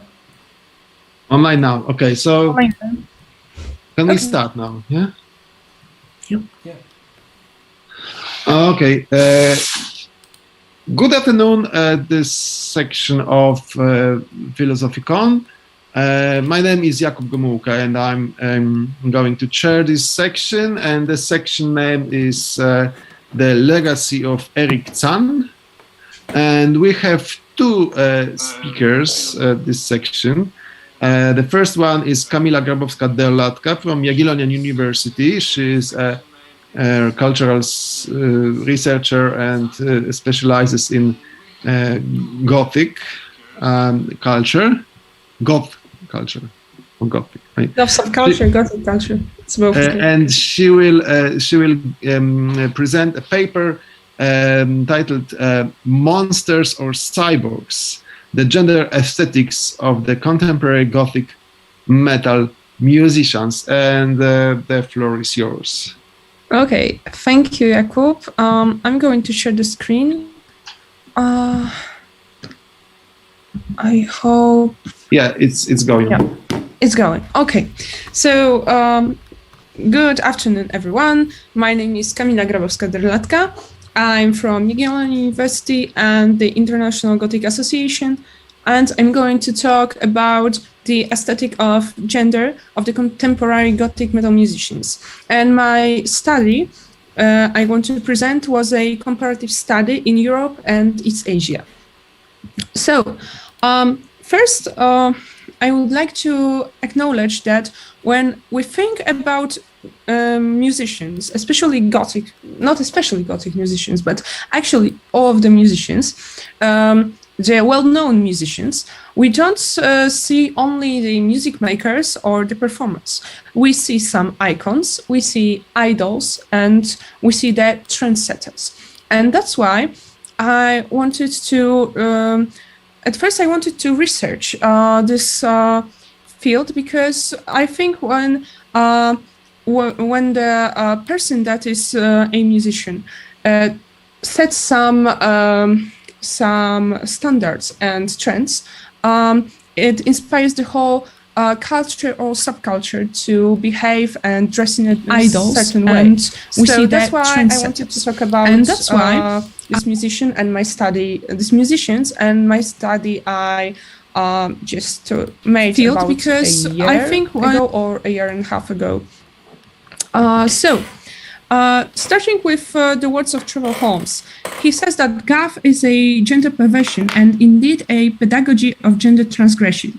So what is really important is that the aesthetic of gender in goth subculture and Gothic culture and Gothic-inspired narratives is very, very specific. And this is why I'm talking basically about gender today.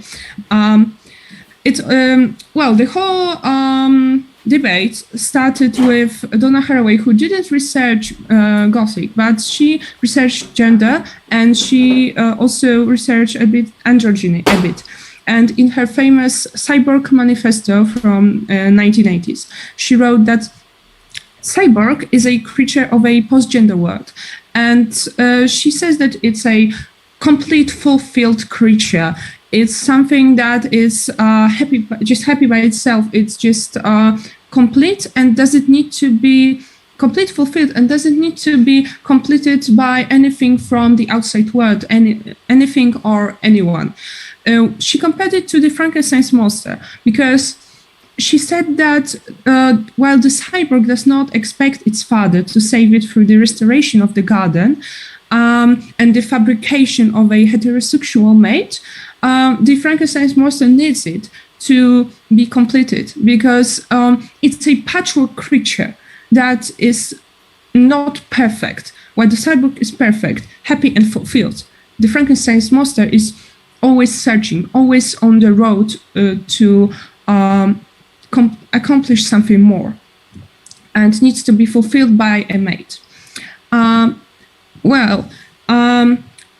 After several years, Lauren Goodlatte, the Gothic researcher, famous Gothic researcher, cited Haraway, and she actually said that I don't want to emphasize that the subject of Goth-influenced narratives is not a creature of a post-gender world, not a creature of this perfect fantasy without gender and biological sex or anything, any categories like that.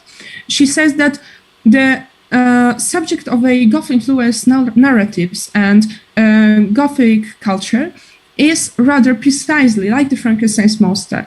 It's this patchwork, incomplete fate. Actually, we need to also say something about Trevor Holmes, talking about the phenomenon of Gothicizing the gender. He says that we need to think of the word goth not as a noun, but rather as a verb, of goth as active, becoming either of straight singular gender norms. It's like the queer. It's like not the queer, but too queer. It's too goth. And the experimentation evoked by Gothic in effect resists the attempts to make pure goth subjects. So the goth is only the horizon we want to go to, but we can never really accomplish that. We just have to see it as a horizon of our actions. And also, we can Gothicize our whole lives, but we can also Gothicize our gender, and this is very, very important for the Gothic artists. Actually, yeah, just to skim a bit through literature, we have talked about Trevor Holmes. He says, he names the phenomenon of Gothicizing the gender, and he says that during this actions of Gothicizing, we are making not the gender-identified subject, but rather the goth-identified subject, because we have someone who is not a man or a woman, who is just goth, and this is more important than anything. We also have we said about Lauren Goodlatte. She describes the effects, she describes the Gothic androgyny and says that not the gender creatures in Gothic-inspired narratives are precisely like the Frankenstein's monster. And this is very important to remember the figure of the monster, because it's a patchwork. It's someone who is not male or female. It's not perfectly androgynous like the cyborg. It's a patchwork of different gender performatives. It's a patchwork of female, male, of femininity, masculinity, androgyny in the cyborg way. It's like a patchwork of every performative act you can just imagine. He can express every performative act just being itself, because he's patchwork. He's not like the perfect being like the cyborg. And also we need to say a bit about Judith Halberstam, because she created something she called female masculinity. Well, basically it was all about the masculinity being safe to perform both by men and women. She said that it's not something you have to be judged by if you are a woman and you behave masculine, or you're a male and you behave feminine. It's not something you have to be judged. You can be born in a certain body, but you just really can, and you really can feel safe to express any gender narrative or gender performative action. After just digging through this literature, this scientific literature,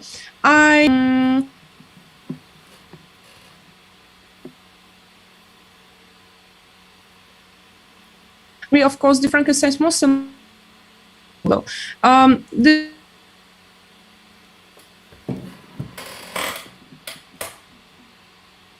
So basically, the Frankenstein's monster model is genderless but non-sexless, while the Cyborgs model is both genderless and sexless. So you don't really have a category of both gender and biological sex. Just something like that doesn't exist in a society that the cyborg is into. The cyborg doesn't really need a society, but who needs the society is the Frankenstein's monster, and he really needs to find a safe space for itself to express any gender performative acts it wants to express.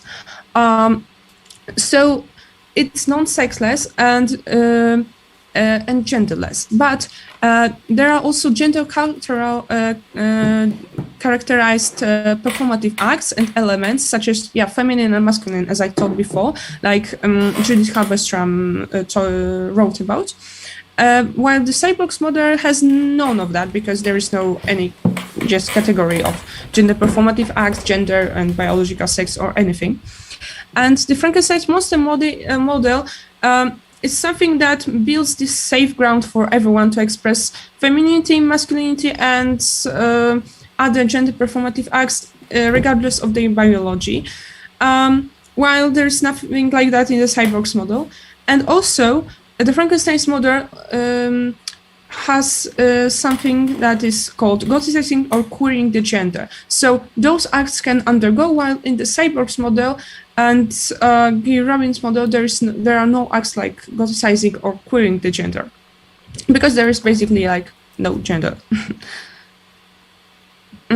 Okay, so my aim of this whole research was to see which of the models of androgyny is the most adequate within the Gothic metal musicians today, and just to see how the Gothic metal musicians perform their gender in their artistic performances, like on stage or on videos and stuff like that. So just to quickly tell you what I did. My study was based in a constructive paradigm, and I made it a qualitative study rather than a quantitative study, because I really wanted for it to be very specific. I first analyzed the aesthetic manifestations of the musicians, like concerts, videos, photos, social media posts, and all that. And second, I just made some deep-end interviews about those manifestations. I made them with the musicians themselves, and I made them also with their managers and booking agents. So basically, the musicians, their agents, and their managers, they were from Europe and from Asia. They were divided into groups, Europe and East Asia. And I used open coding and then compared the literature, the scientific literature, just in the very last part to the outcomes of my research, because I really wanted to be objective about that. So the results are they're really surprising, because I can show you this in the table. The yellow ones are the outcomes that are strictly about gender. So the European Gothic musicians gothicize both everyday life and artistic manifestations. So there is not really that diversion of on-stage and off-stage life, not really that diversion of the performance and their everyday life, like personal life. But for East Asian musicians, The time. Okay, just 3 minutes. Okay, so for East Asian musicians, there is a very strong difference about it. And they really divert their personal lives and on-stage image. For the European Gothic musicians, they prefer gender binary roles. And that's really what surprised me. So they are not really androgynous, and they are gothicizing this in a Victorian-inspired gender binary ways. While for the East Asian musicians, androgyny is popular. And yeah, this is something about mixing masculinity, femininity, and regardless of their biological sex. Music, image, and performance is really strongly bound together for them. And so to say, actually, European Gothic musicians are expressing their goth gender identity, they're gothicizing their gender in a binary way, inspired strongly by the Victorian era, while East Asian musicians are turned out to be androgynous just in a model of the Frankenstein monster, and they do it mainly on stage. So just to conclude, first conclusion is that Eastern Asian musicians goticize their gender in the monster model of a Frankenstein's monster, while the Europeans stick to gender binary roles and aesthetics. And conclusion two is that for Eastern Asian musicians, the life on stage and off stage is completely different, while for the European musicians, it's not really that diverted. It's kind of similar. So, thank you for your attention. They do it mainly on stage. Thank you very much for Is your that presentation. for And now we will have Michaela Frunza from Romania, from Babes-Bolyai University. And she is a philosopher working in applied philosophy and also in philosophy of music. And her presentation, I just closed, will deal with those topic, but I'm sorry, I don't have the name of your presentation here. I mistakenly closed the program. So the floor is yours, and please start with the name of your presentation if you wish. Thank you. Certainly. Thank you very much for inviting me to this wonderful event. And I will share my screen to show first the name of the presentation and everything else. And please, 5 minutes before the time is off, please let me know, because when I talk, I tend to talk as a teacher too much. Although I tried to keep it minimal for this presentation, then you will not have too much information on it, because I wanted to be open to the topic that I'm going to address, which is how singing about failure can save the world. And the topic that I'm going to address is through the lenses of the music of several bands that I'm going to talk a little bit more later. So about the plan of my presentation, I will talk a little bit about the way we approach sad music and failure, and the difference that we do this in music compared to our daily lives. Then I will approach the songs of My Chemical Romance, a band that could easily be, at least at their first or second stage, swiped in the presentation of my colleague for their aesthetic, at least. And I will talk how they attempted to change the world through changing the language and the hearts of their fans. Then in the second part, I will talk about the music and lyrics of Frank Iero, one of the members of my camp, who also had a couple of other musical projects, side projects on his own. Then I will try to connect them by mentioning the topic of authenticity.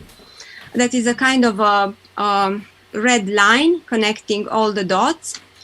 And I hopefully will manage to end before my allotted time. So about failure and sad music. Normally in life, we attempt to stay away from failure as much as possible. And if we can make a link between failure and death, as usually we do, we can say that failure is the most close approximation to death. And we, as beings, as Heidegger would say, would try to stay away from that, from the mere thought of dying. We try as much as we can to stay away from failure. If this is true for the majority of us, and if we try as much as we can to avoid failure in our daily lives, in our holidays, in our courses, in our presentations, then why do we derive aesthetic pleasure from listening to sad music, such as the music from the lyrics of this song from my camp, Desert Song, where you can read for yourself the topic of dying and of failure is very much woven into the architecture of that song.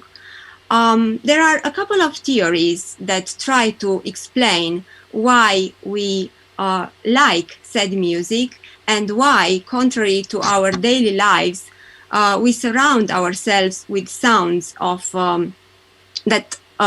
songs that speak about death, about failure, about vampires, about other different bleak topics. And the bands that I've chosen are songs that speak are offering a kind of a case study for this analysis. So I've written a couple of articles at the Review of Applied Philosophy, Revista de Filosofia Aplicata, a journal of our department that we cheerfully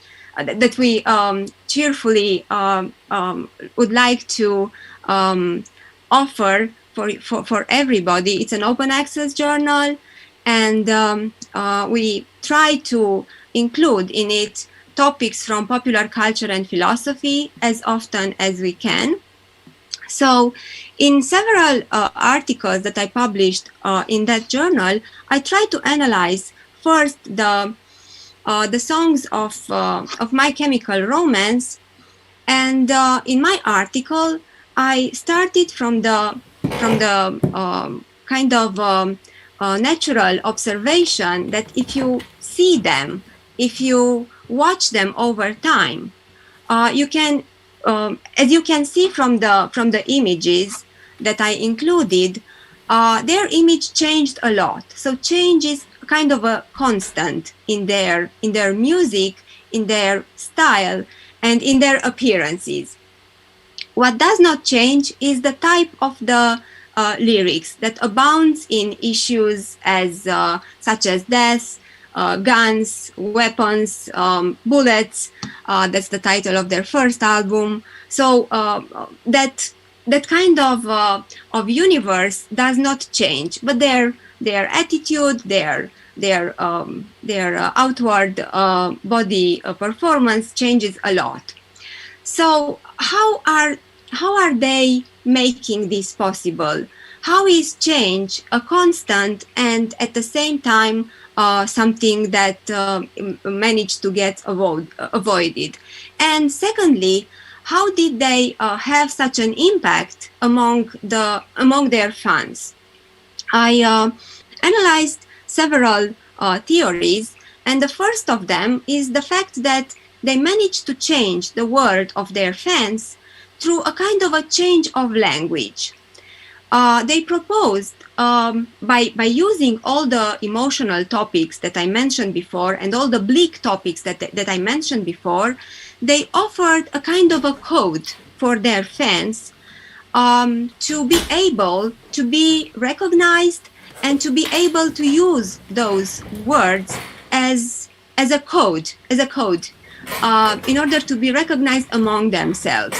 When one says, "I'm not okay," they are clearly making a reference to one of their most well-known anthem.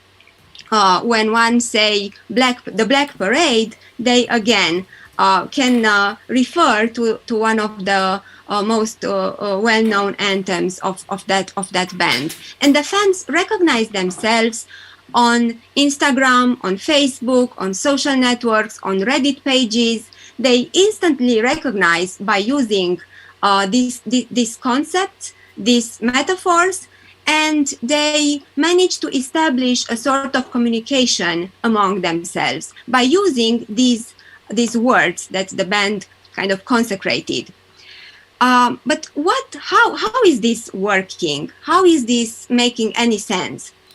One philosopher who offered a kind of an explanation to the way language works by providing us a kind of a safe space where we can establish our theories, establish our identities, is Richard Rorty. The band that I found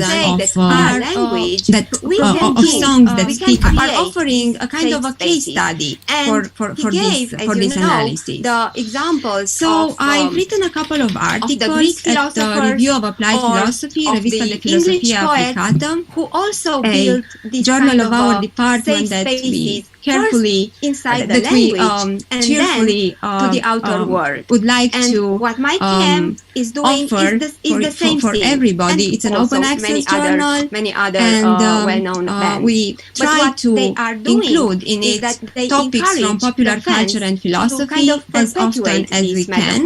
These words. So and to, in several articles that I published in that journal, I try to analyze first the songs of in the outer world My Chemical or Romance, in the connected world. And in my article, I start So in several articles that I published in that journal, I try to analyze first the songs of My Chemical Romance, and in my article, I start so in several articles that I published.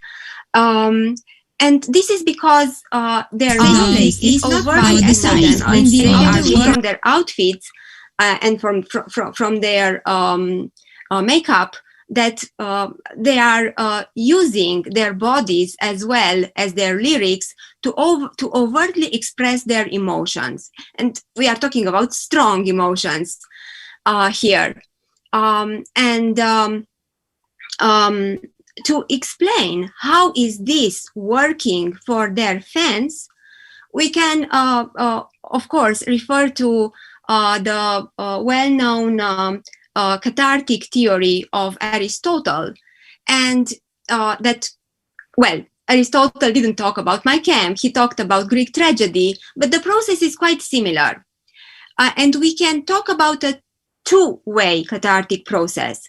First, the members of the band are kind of distilling their experiences in the format of their songs, and they are doing everything that they can to talk about things that are relevant for their audience. So they are talking about, they are singing about drugs, about weapons, about depression, about all the troubles that their audience is most likely facing. And then in the second phase, the audience gets this lyric broadcasted loudly around, go to the concerts, sings together with the others, and what they do is that they kind of manage to express their own fears, their own problems, their own troubles by getting the sign that their heroes understand them. They have passed through the same things, so they can express it again in a very safe space. So this is what I've done in the first article. Well, just the basics of it. And in the second article, I tried to analyze a little bit the songs and work of Frank Aero, one of the members of my camp, who also has a lot of side projects, musical projects. He was member in more than 5 or 6 different bands. At one moment, he would change the name of the band with the next album that he would release. And again, as in the case of my camp, change is what is constant throughout his career. But what he also touches upon in his songs and in his musical projects is that deep connection between failure, something that he is not shy to mention and to think about, and creativity. And that connection, that missing link between failure and creativity is the fact that when we fail, when we acknowledge the fact that we fail, and when we take that, distill that experience and transform it into, again, songs, into art projects, into whatever else crosses our minds, we are offering our fans a way to, for them, again, to be aware that there is more to failure than meet the eyes.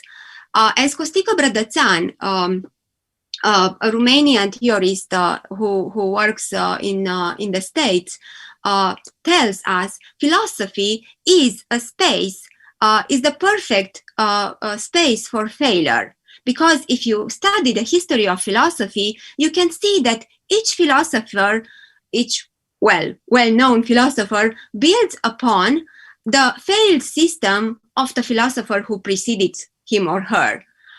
Each of them is trying to make something new, to criticize what the others have done, maybe wrongly, and to propose a new version. And in this respect, philosophers and musicians are very much alike. They try to use failure, they try to use these negative emotions and impulses in a way that that emphasizes creativity and that makes us be better persons that we were one day before. And 5 minutes, great. So that was the topic of my second article, and what I wanted to add for this presentation is that what represents a kind of a common thread between the first example and the second example is the notion of authenticity. That by using, on the one hand, a certain language, a certain type of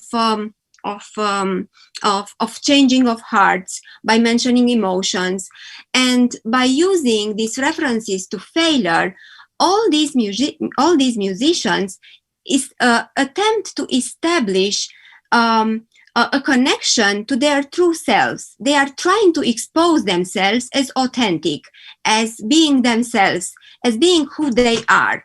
And as they say in their interviews, you don't have to be afraid to be weird, to be different from the others, because there is only one true self that is you.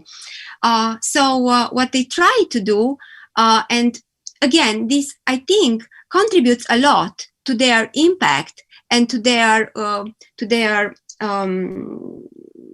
image among their fans, and to all the involvement and engagement that their fans are following them, is the fact that they are perceived to be their true selves. And of course, I will not enter into details, but probably when I will write a new piece about this, I will get into more details.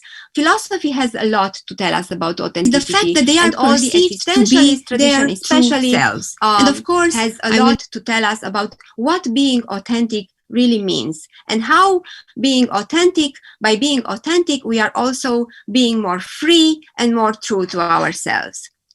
So I will just give you the links of my articles that I was mentioning, and I hope that many of you will take this presentation as a kind of an invitation to contribute to our future issues to Revista de Filosofia Aplicată. I thank you very much for your attention, and I'm looking forward to the discussion. Thank you very much for your interesting presentation. And well, the first thing I would like to ask is if the both of speakers have any questions to each other. I can't see any question here.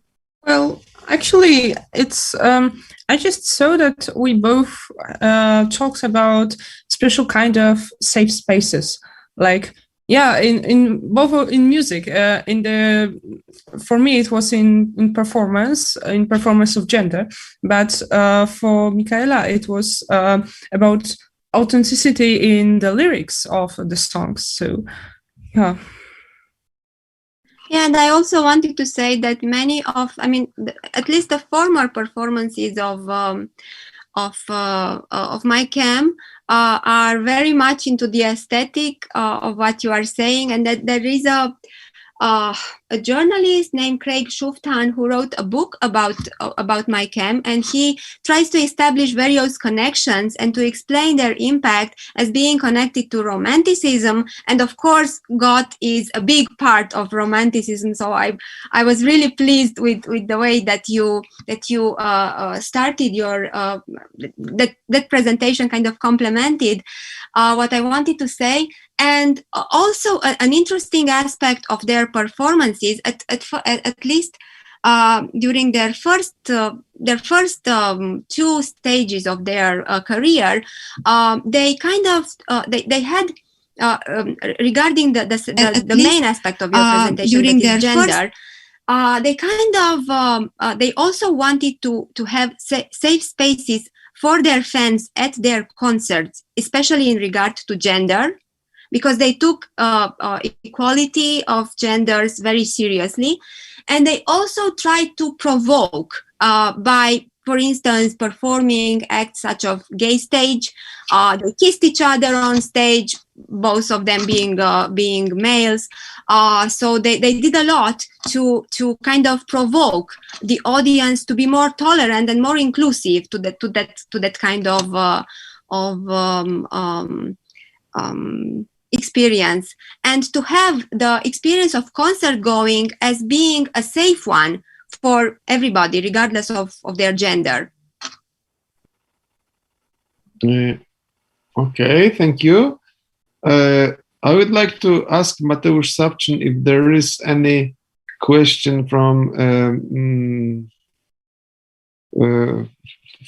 chat, from the outside chat. But I can't see any reaction.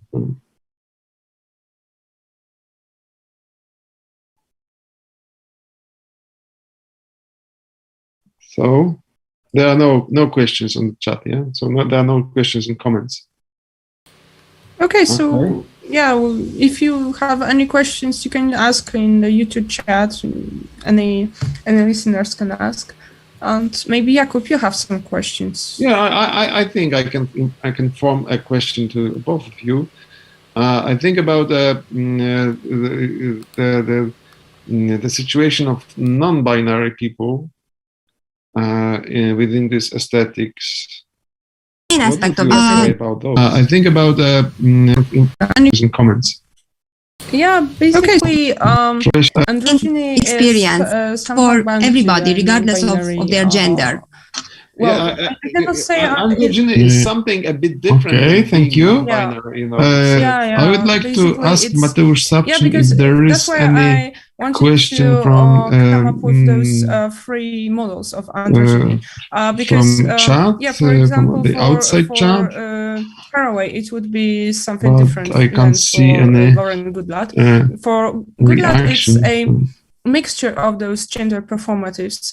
And when we say about non-binary people, I think androgyny. There are no questions on the chat, yeah? This kind there are no of questions and situation I comments. talked about in Gothic. Okay, so yeah, well, if you have any questions, you can ask in the YouTube chat. Really, yeah, the aspect of androgyny in this culture can make really, yeah, what we actually talked about, this safe space for non-binary people to express themselves and to like be not feel judged about how they look or how they perform. Okay, and what about you, Michaela? Well, if I describe the aesthetic of the bands, I would probably at some point, I think they were more close to androgyny. At least the main their lead performer Gerard Way would appear on stage on outfits that would be close to what Kamila would call androgynous than non-binary, and I think that what you also said about androgyny as being different from non-binary is very relevant, because androgyny literally means men and women, and non-binary means it can be neither, can be both, can be a combination, can be many things. I'm not sure about how the bands would relate to this issue, but I know that their at least philosophy for the people attending their concerts would be of inclusiveness and tolerance, and I guess that would include everybody, including non-binary persons. Okay, thank you very much. Well, it's the question I had. Do you have any other comments? Because we simply 2 minutes after the beginning of the question section, according to the program, and we have 18 minutes to spend. I don't know what to ask more. Can talk. You can start talking about it, but well, if there are no other comments or questions, we just can extend the break, I believe. Yeah. Okay. I mean, you can start talking about it, but just to maybe finish because I don't see anything on the chat either. So I just wanted to say that I talked about Gothic metal. Michaela talks about a very iconic emo band. It's nice to see that both of those aesthetics are kind of similar, but also they are similar in their inclusiveness, and that is what might make their fans feel really accepted and feel like free to express themselves. And that is what I really love about music, especially that kind of rock, not only rock, but metal and emo rock music. Okay, I have a question, actually. You both talked about the inclusiveness of musical world, but can you imagine, or can you give examples of something quite opposite? I mean, the environment, musical environment, or even genres that are non-inclusive, that are directed on the opposite side. I mean, on the opposite part of this dichotomy. That is the music and musical culture, musical subculture that is disclosed to and is bound to certain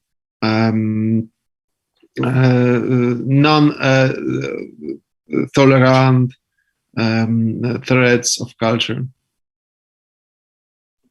I don't know if we can generalize, if we can say that a whole genre of music is non-tolerant. I think that there are cases and cases, but any type of music, band, project that attempts to, I don't know, promote themselves as very stereotypical, either masculine or feminine, I don't know, hard masculine, building, I don't know, bike,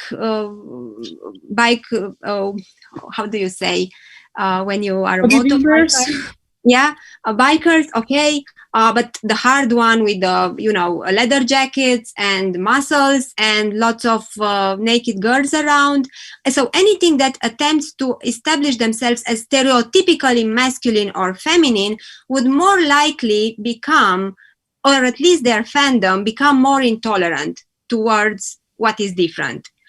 Any kind of project that is not that stereotypical, that is kind of more fluid in their appearance, in their music, that changes a lot, for instance, that is not fixed, may incline and may require and may encourage their fandom to be more inclusive and more tolerant. That is my kind of perspective from outside.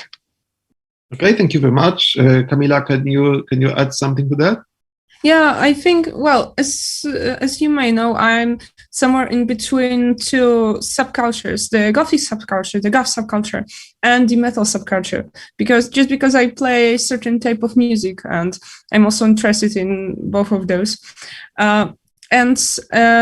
Actually, there was a reason why I switched mostly to the Goth subculture rather to metal, because metal in Poland is somehow, it's funny to say conservative, but it's actually not that inclusive.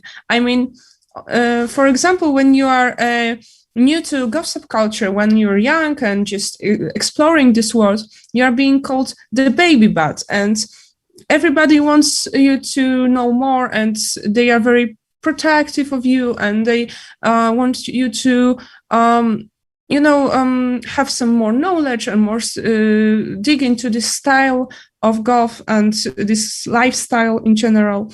But in metal subculture, we have some people who really say that it's not true for the new members, or they are like kinja metals, especially in Poland. So also we have some metal genres that I don't really like National Socialist black metal. I mean, that is something that is really not inclusive, like in the definition of it. So yeah, I think metal is evolving, and I really hope that it is becoming more and more inclusive. I can see it, but I hope it becomes more inclusive, like in the years that will pass.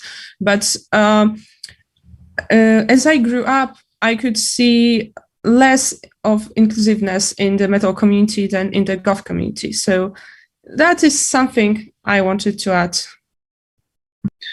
Okay, thank you very much. I was wondering during your answers if one can pose a thesis that the music itself, no matter of a genre, is in a way is a force inclining to inclusiveness, but maybe this thesis is too far. I understand that, because I wonder about it because of the ending of your answer, that you hope for the better metal, and so. Does it mean that the subculture of metal is able to transform itself into something more inclusive? And yeah, I think it's becoming more and more inclusive. I think it's really just it's becoming more inclusive, and it's let's say growing up in this trend. So I think it really can do more. In Poland, Polish community is very special, very specific. And when we went with my band somewhere abroad, we could see that the metal community was really much more inclusive than it is in Poland. So I think it's just a matter of time, and yeah, the metal would be a better metal. More inclusive. Okay, so my question is, does it have any? Is it connected with the music itself, or rather the culture that surrounds it? I mean, our culture. I mean, the culture of the Western Hemisphere. I believe and hope becomes more and more inclusive. So this is how I perceive it now, and of course, this process have an impact on musical subcultures, and this is the one process. But I wondered if there is any other. I mean, if there is a process that results from the music itself, like if there is a potential in every musical genre to be more tolerant by means of the music as a force, maybe quasi-metaphysical force of liberating and transgressing. That was the key of my question. That was the core of it. Can you tell something about that? So maybe if I can start. I think that there is something in the core of Goth subculture itself that makes inclusivity much more popular in this area, because Goth wasn't at first about music, because at first the Gothic culture was about literature, it was about fashion, and then like in about 1970s, 1980s, like 100 years after it all began, or even more, we had this boom of Gothic rock, Gothic metal, death rock. We had different in 1990s and the 2000s. We had some Gothic synthwave, some electronic music. Because, what is Gothic music in general, or Goth music in general? It's the music that Goths listen to, and Goths listen to very different kinds of music. And Goths are also very inclusive in their community, like as a subculture. So they do not stick to just a few aesthetics. They incorporate different aesthetics in their culture in general. So that is why maybe the music community is also much more inclusive. And for metal, there was also this notion of being a true metalhead, this truthness. And I think it's what sometimes might block the inclusiveness, but it's changing right now. So I guess it's okay. Maybe Michaela, you'd like to add something. Thanks, Michaela. At your question, thank you. And I don't know. I can't put my finger. I believe both theses could be argued successfully. I mean, defended. The first one, that music is by the way of its proper language, by the way it can be played. It's inclusive, it's a universal language, you don't need words to understand, you can express emotions, so it's universal. But if that is the case, then why isn't it become more inclusive, I don't know, from 3,000 years, 4,000 years since we have music? So I think culture and politics also play a part, and if our Western culture is shifting towards being more diverse and more inclusive as a matter of collective decision, that would influence and impact the music as well, which is gonna be more. So I'm undecided. Okay, thank you very much for your both answers.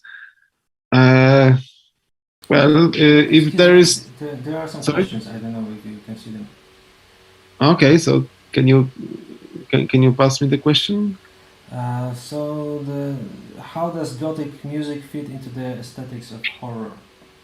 That's one of them. Can you see the chat, by the way, or not? Yeah, I'm seeing this on my phone. I can't see the chat.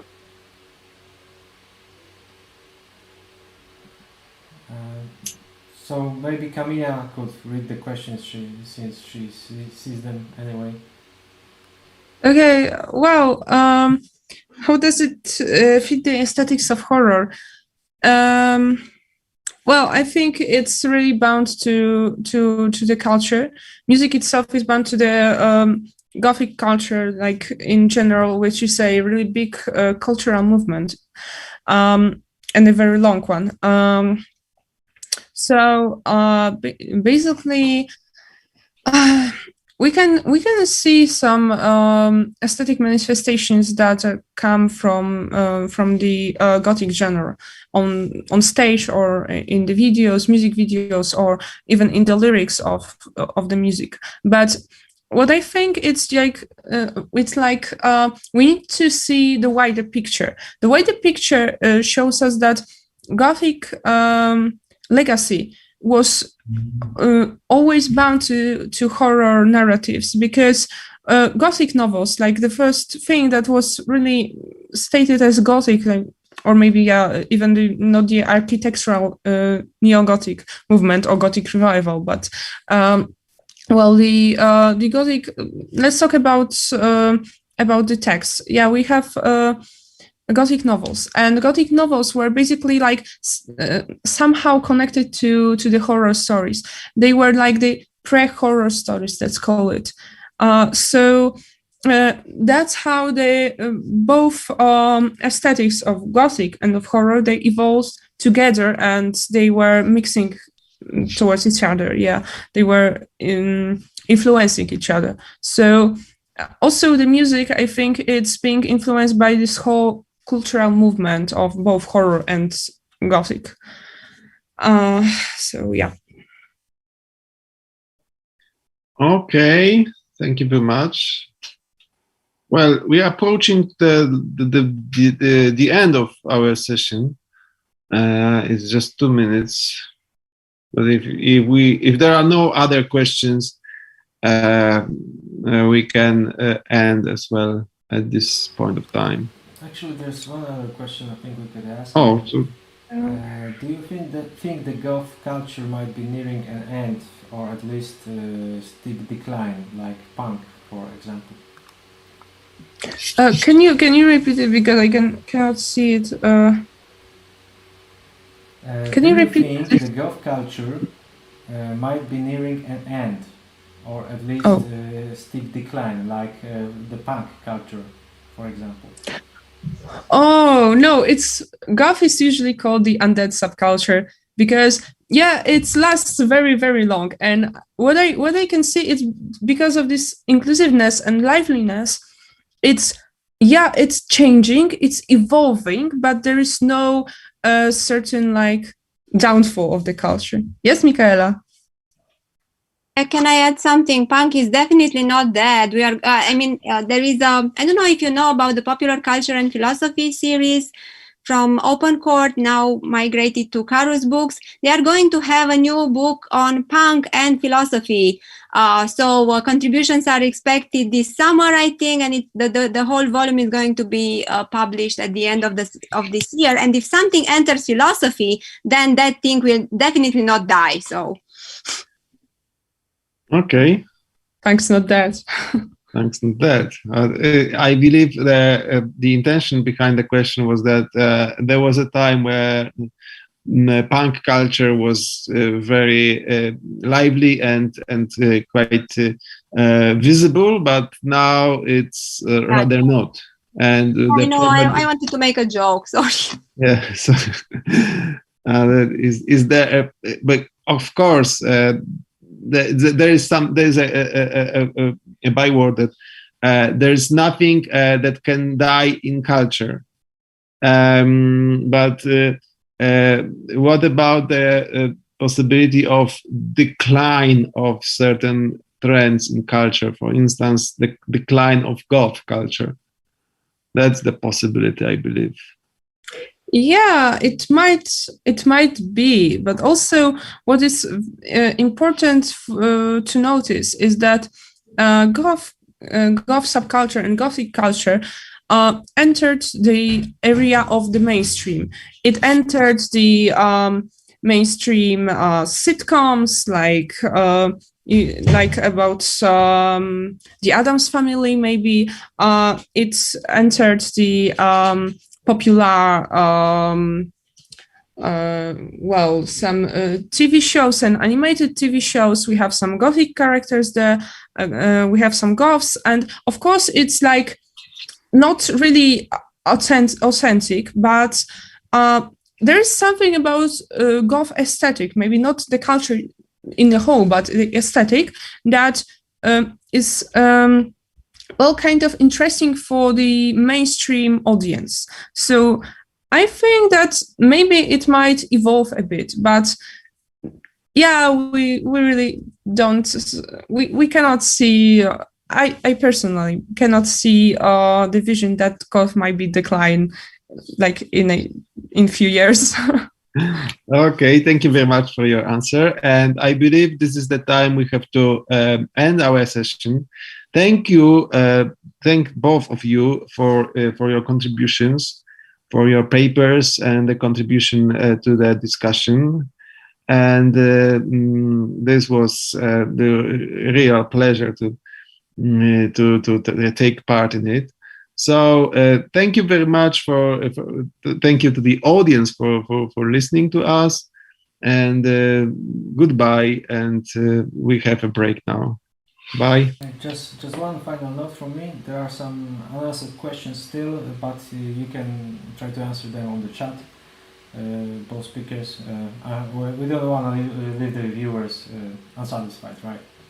So feel free to engage via our chat. Okay. Yes. Okay. Thank you very much. Bye. Thank you. Thank you. So I'm leaving the space now. Okay. Thank you. Bye bye. Bye.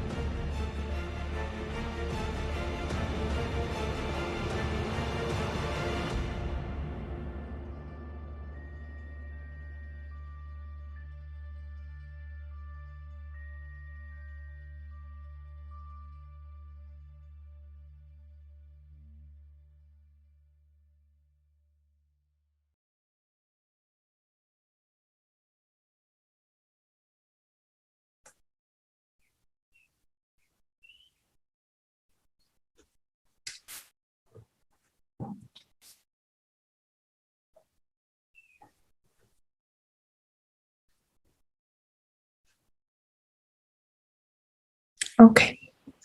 So, good morning, ladies, gentlemen, and others. My name is Kamila Grabowska-Derlatka. I am from the Jagiellonian University, and I will be the chair of the section. Good morning, ladies, gentlemen, and others.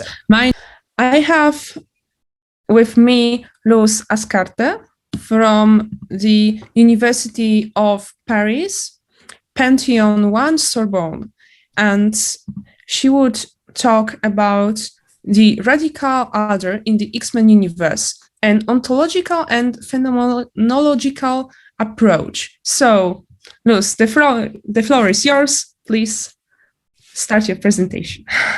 Thank you so much, Kamila. My English is not so fluid. I'm so sorry. I will make my best. First of all, I would like to thank the organizers for allowing me to present this reflection on X-Men in this great event, which is about horror. Somehow, I believe that the image of the mutant, of the strange, of the different, is intertwined with the horror that Lovecraft has inherited for us. Before I begin my philosophical approach, I will say just a few words about the X-Men universe itself. The X-Men universe appeared in 1963, created by Jack Kirby and Stan Lee. This universe is made up of humans and mutants. The mutant is someone that have had a genetic mutation, that has suffered a genetic mutation, and therefore she or he has a kind of superpowers.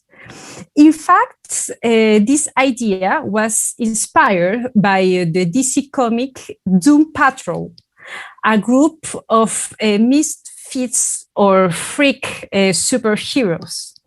As them, mutants are marginalized, and not every mutant has a strong power. Some of their powers are just weird. Anyway, as the books, the TV series, the films, the video games about this story show us, there is a certain intensity that this universe continues to convey to us more than half a century after its creation. My hypothesis is that what this series conveys to us is a metaphysical truth that runs through our human constitution and which we approach with the expression of radical order. This metaphysical truth is as well shared by horror stories, if you would like to talk about it in the discussion time. So my presentation about the radical order in X-Men will be divided into three parts. Firstly, from a political social level, the order will be just the mutant for the human being and the human being for the mutant. But this first level will give place to another radical level, a phenomenological level, since each individual, a human being or mutant, recognize in himself traits of the other group. This phenomenological otherness that lives on in the heart of each individual can get out of control. Otherness as uncontrolled, a theme of psychoanalysis and phenomenology will be understood here as the cosmic background from which all subjectivity emerges. At this point, the category of the radical order will be inserted in a cosmic level that I will call an ontological one. In this level, the radical order will not simply be the mutant or the human being, but a transversal category that enables the constitution of all subjectivity in from our world. This level will show an original conflict between two forces, a cosmological one and anthropological one. So I start with the first level. The notion of the other appears from a very explicit level on a social political field. Humans and mutants, as we see in the films, in the series, in the comics, in the video games of X-Men, cohabit the same social sphere. But lots of tensions arise when humans get aware of the existence of mutants. Humans fear that mutants' excessive power will result in the extinction of humanity, the existence of mutants. So some organizations, some institutions appear with the aim of transforming mutants, making them normal. Other organizations prefer to lock them out. The repressive forces of the state, and it's amazing because we can see a president, always a president, that in the series of the 19th was a woman. There was a woman president of the United States, but we can always see a president that appears in as representation of this repressive force. And the repressive forces are ready to guide the dangerous mutants back to normality or to kill them. Technology appears here as a kind of human institutional superpower. We can also lose control, as we can see in the Sentinel series of X-Men, that was one of the first comic series of X-Men, and that will have after their own comic stories, the Sentinels.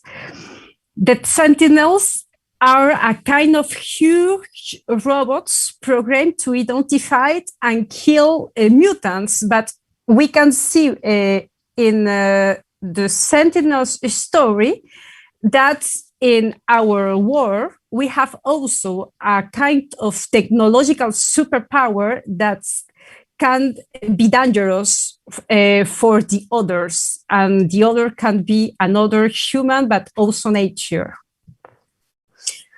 On the mutant side, there is one group represented by Magneto. This group feels itself in a repressive human society, and they want to dominate humans. This group of mutants believe that their otherness, their internal otherness, is actually a sign of the evolution of life.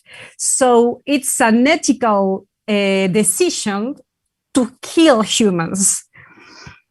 But there is also a resentment reaction to human institutional repression in this part. But there's another part of the mutant, and another part that is more complex. This other part is represented by the X-Men. This other part helps the repressive forces that try to calm all excesses in the social political space. And these excesses can come from the human sphere or from the mutant sphere. It is this vision of the other as a part of oneself that constitutes the vision of Professor X and of his followers.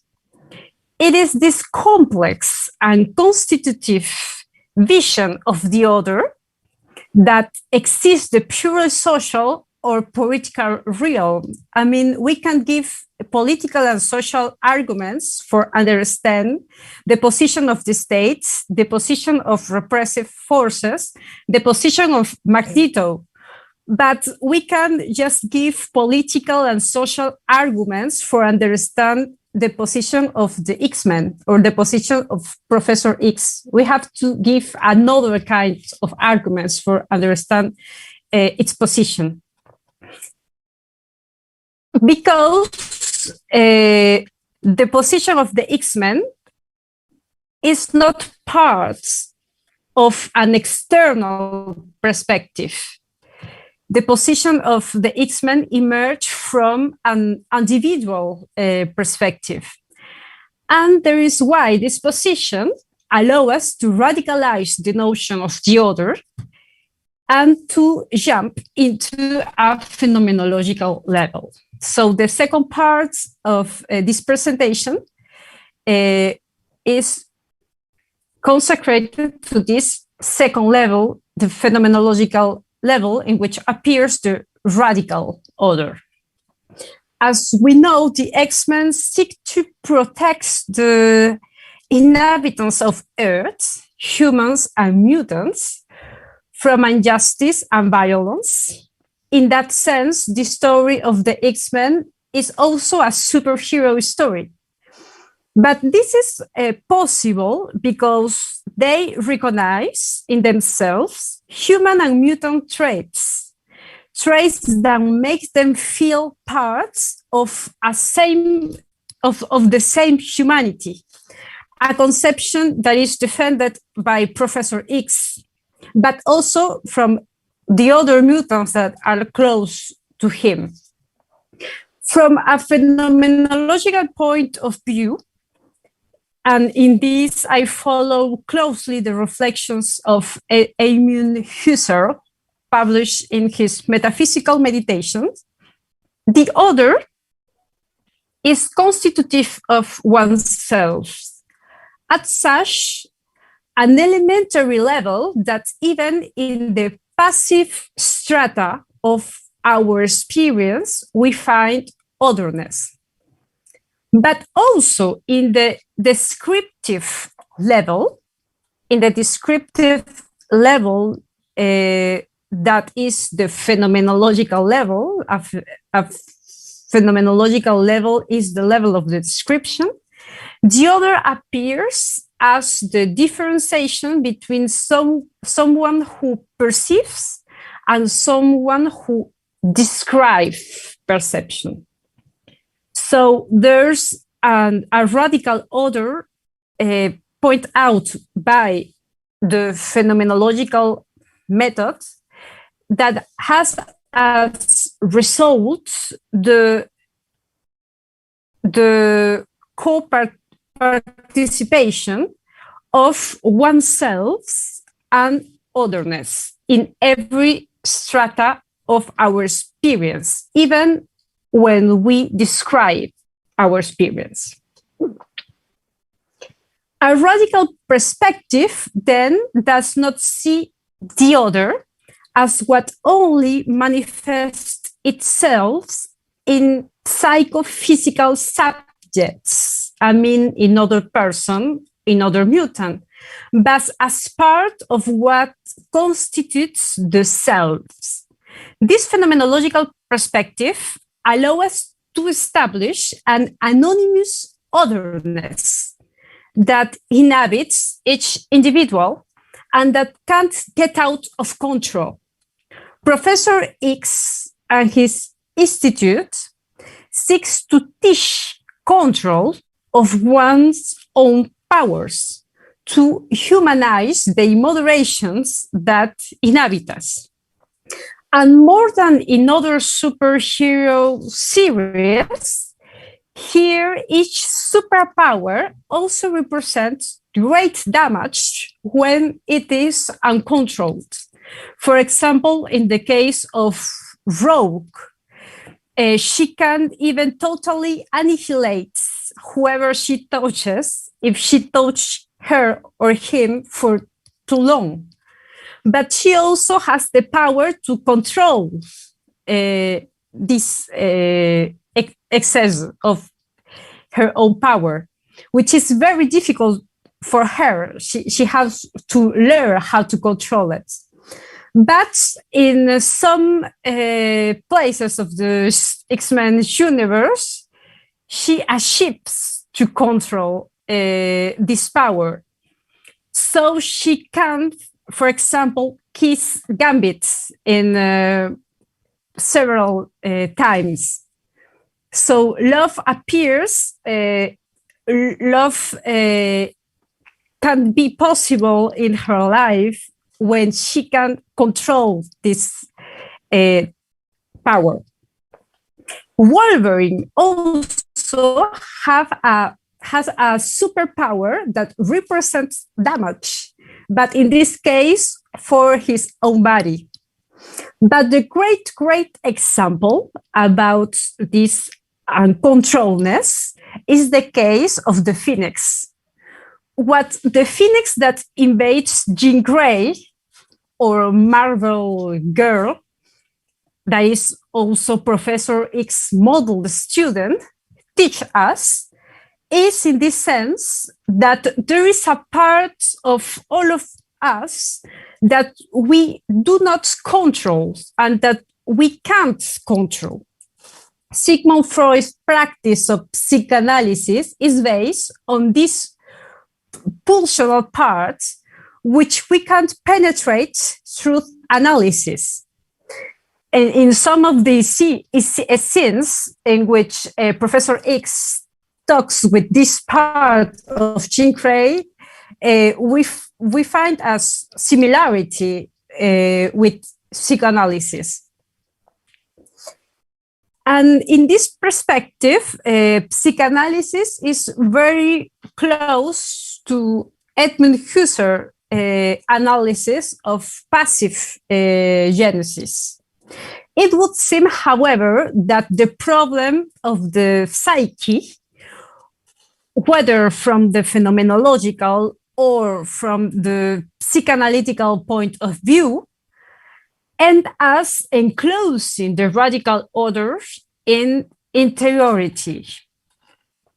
But the acts of the phoenix do not simply have internal repercussions.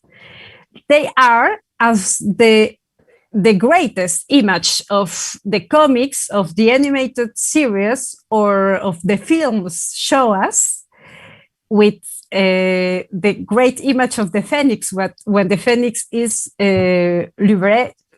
liberated, we can see, in fact, that the problem of the phoenix is not an internal problem, it's a cosmic problem. The phoenix, when get out of control, goes beyond the person of Jean Grey or Marble Girl and takes place in a deep dimension where her inner self is linked to the outer whole, which is why she's so powerful. We can see that there's a kind of cosmic power there in the image of the phoenix. It's not just the unconscious part of Jean Grey that gets uncontrolled. It's something cosmic that is happening. So the image of the phoenix allow us to talk about the third level, that is the cosmic one. This image, first of all, leads us to think of Merleau-Ponty's Great Order. Merleau-Ponty's Great Order is not simply a person or a part of us, but the world as a whole. Merleau-Ponty thinks that this first Great Order, that is the world, appears in our conscious of our mother when we are babies. When we see our mother, we discover for him this great order. But it is not because all our problems are caused by our relation with our mother. That would be the perspective of Freud. For him, is because the mother represents the whole, the world as a whole. And this radical order is not simply a person, it's the world as a whole that contains us, but make us suffer too. Precisely for Eugene Minkowski, our constitution, what makes us human, can be understood as having originated in an anthropo-cosmic conflict, not in internal conflicts, but in an anthropo-cosmic conflict. The radical order can be thus understood here on a very ontological level. The order is not just the mutant or the part of the mutant in a human being, but a transversal ontological category that constitutes all existing life. If by life we understand the dynamism of all that exists, the cosmic dynamism that's shape in everything. The radical order, as we find it in X-Men, unveils a metaphysical truth, a fundamental truth, the fact that all subjectivity arises from an original conflict between an unifying force and a divided force. Minkowski distinguished here between man and women and the human as two categories that are not just different but opposed.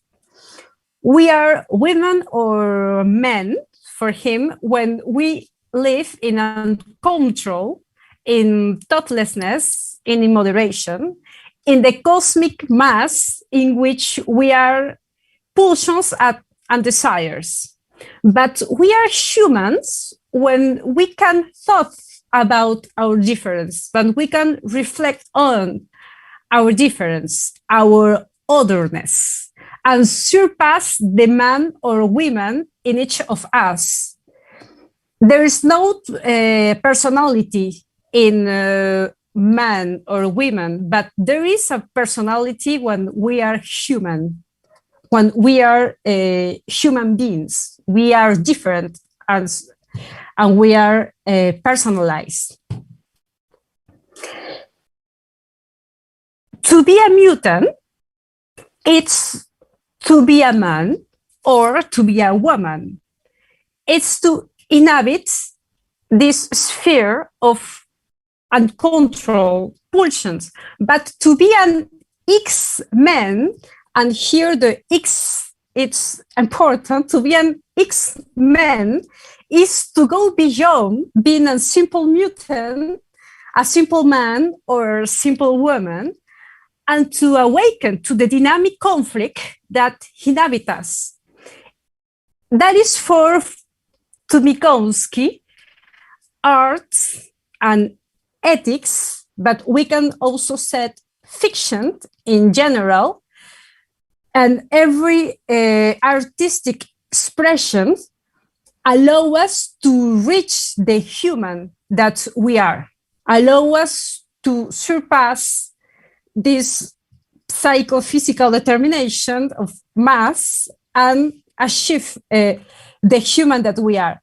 This seems to be also the teaching that gives us Professor X when in the first episode of the comic book The X-Men in 1963, Xavier explains that he called his students the X-Men because they possess an extra power that allows them to be more than simple men, to achieve this sphere of the human.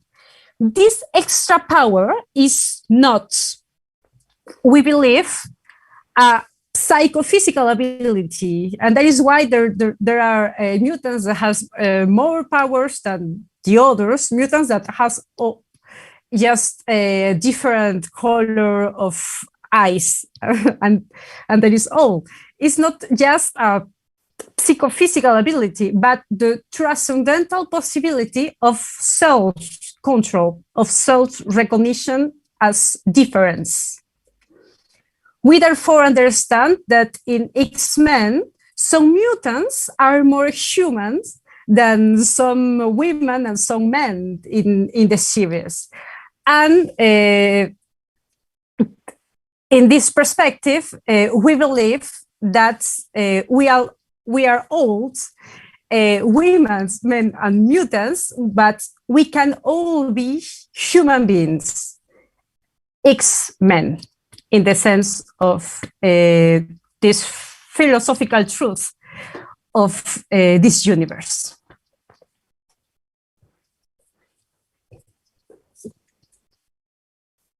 Thank you so much. I think that is all that I have to say about this. Okay, wow, thank you very much.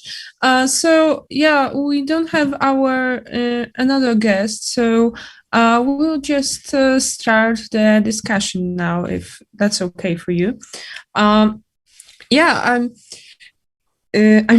just really happy that you talked about the matter of the mutants and of superpowers, because I'm also really interested in the phenomenon that is in general called the superpower shaming.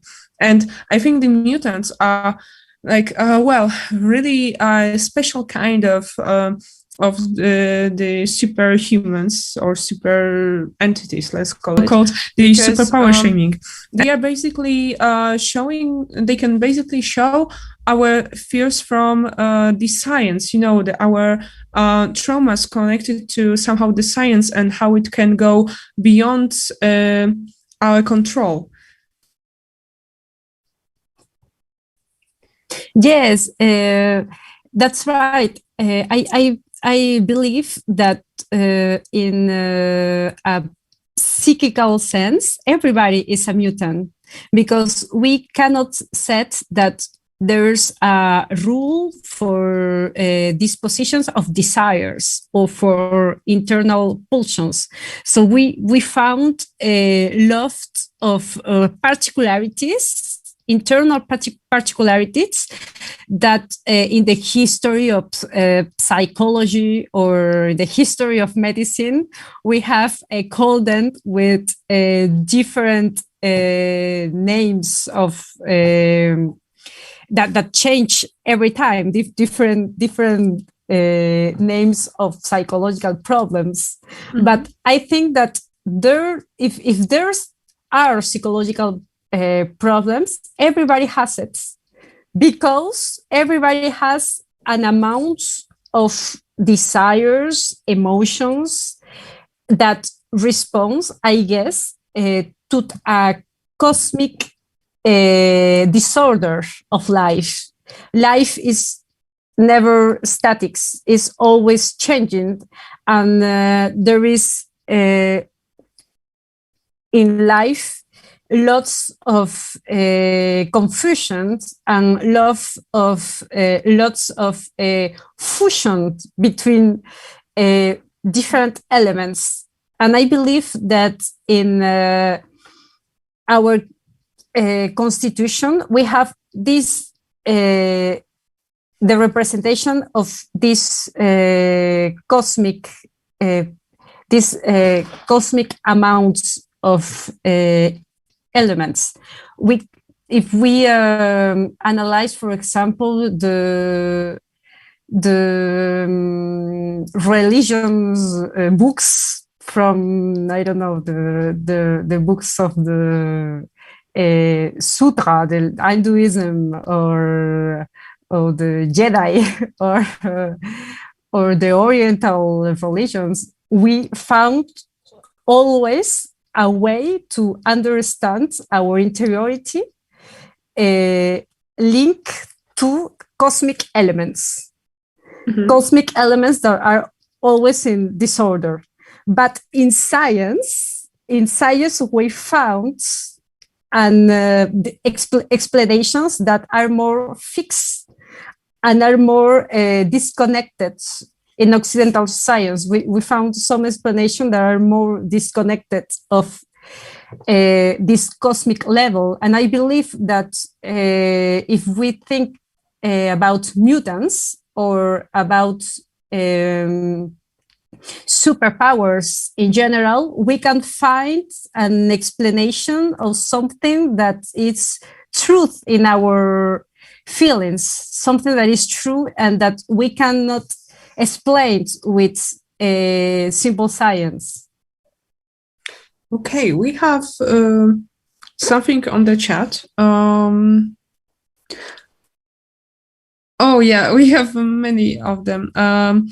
Okay, so first question is otherness gradable according to the presented concept? Is it something gradable? I'm sorry, I didn't. Is otherness gradable? Yes. In the concept that you presented? Would you does it have some levels or of otherness? Mm-hmm. Yes, I think that there's a different kind of otherness in the point of view of description. And in the point of view of ontology, I think there is always one element and another, just two, like binary radical otherness that we can find it in lots of manifestations of our social imaginary in general. But in the descriptive level, we can find different structures to approaching this otherness, like a really elementary level that would be the level of political, of social, or maybe in a kind of scientific empirical level. We found another psychological level that is more complex, and in which otherness is not just someone, but so love in X-Men universe depends on suspension of power. That crossed my mind when you talked about Rouge and Gambit, but it's actually what happens between other characters. So thank you so much. I think that in Rogue, love could be realized even if there's a imaginary level before the realization of love, but love can't be actualized, can be effective when she can't control her own power. But we have also, for example, the case of Jean Grey and Cyclops and Wolverine. There's another case. In this case, for example, Wolverine loves Jean Grey, and it's a love, a kind of platonic love that can't be real because she loves Cyclops. And in this love, in the love of Cyclops and Jean Grey, there is a control in Jean, but not in Cyclops, because his power is a power in which he can damage the other person when he uses it. But Jean Grey, yes, she has to control his power of read minds, and he has to control this phoenix that she has.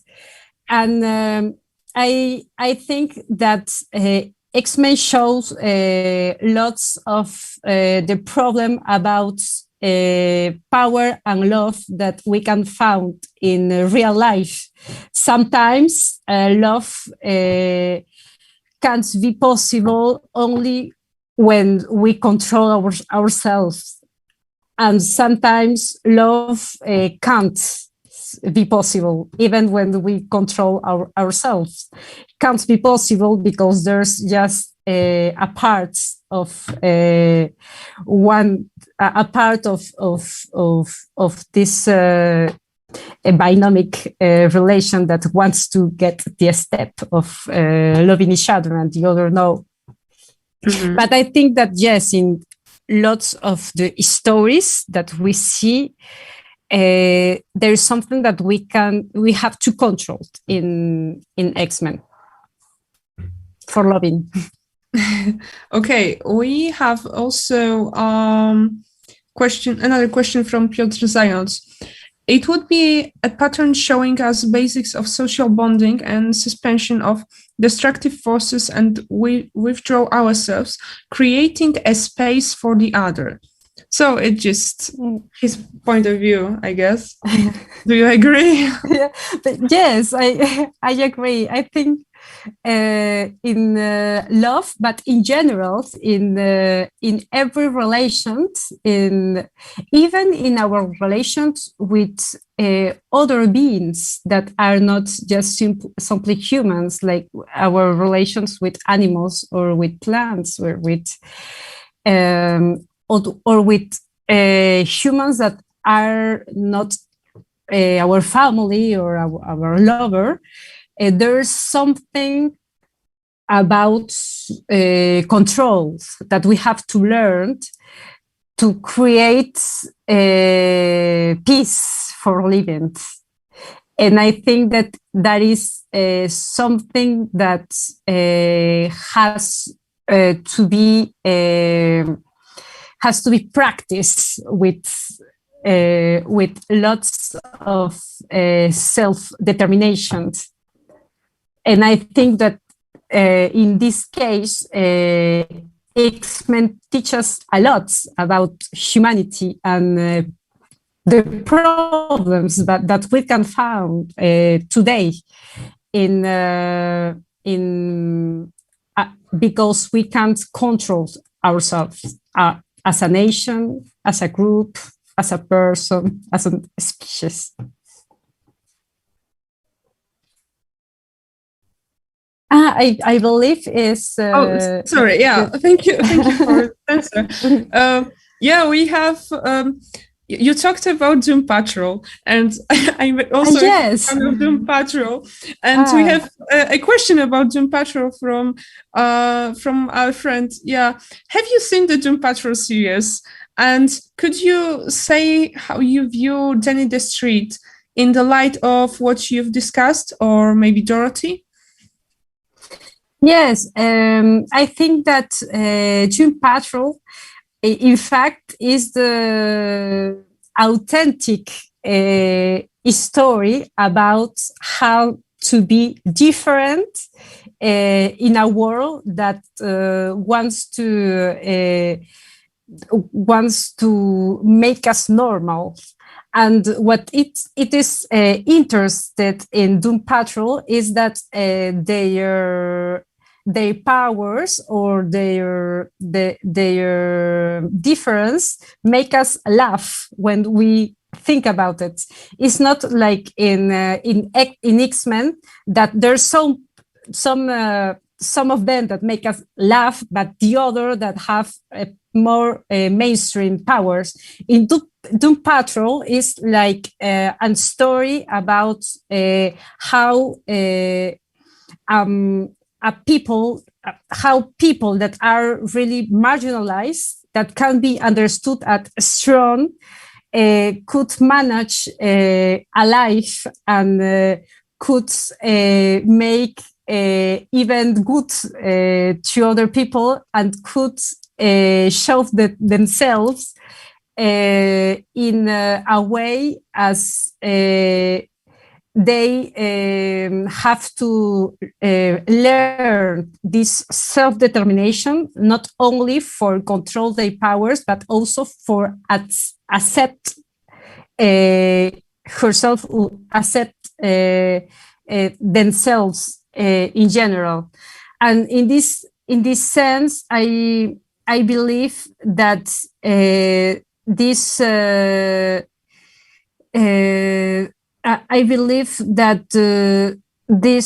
personages show us how to manage the humanized version of us in this world. Because in this world, we have lots of structures that want to homogenize us, that want to make us as everybody in this world. But Doom Patrol show us that to being the human that we are, we don't have to just control, but also accept. And I think that this is really interesting, and is another kind of otherness, maybe more radical in the psychological level. than X-Men. Okay, thank you. Yeah, and we have also another question. What do you think about parallel between X-Men and Ubermensch concept? Are they similar on some level? Like, yeah. Ubermensch of Nietzsche is that. I think that in this perspective that I've shown, the Ubermensch is the human, not the man, the mutant, or the women. The Ubermensch is the human that has always surpassed this level, this physical level.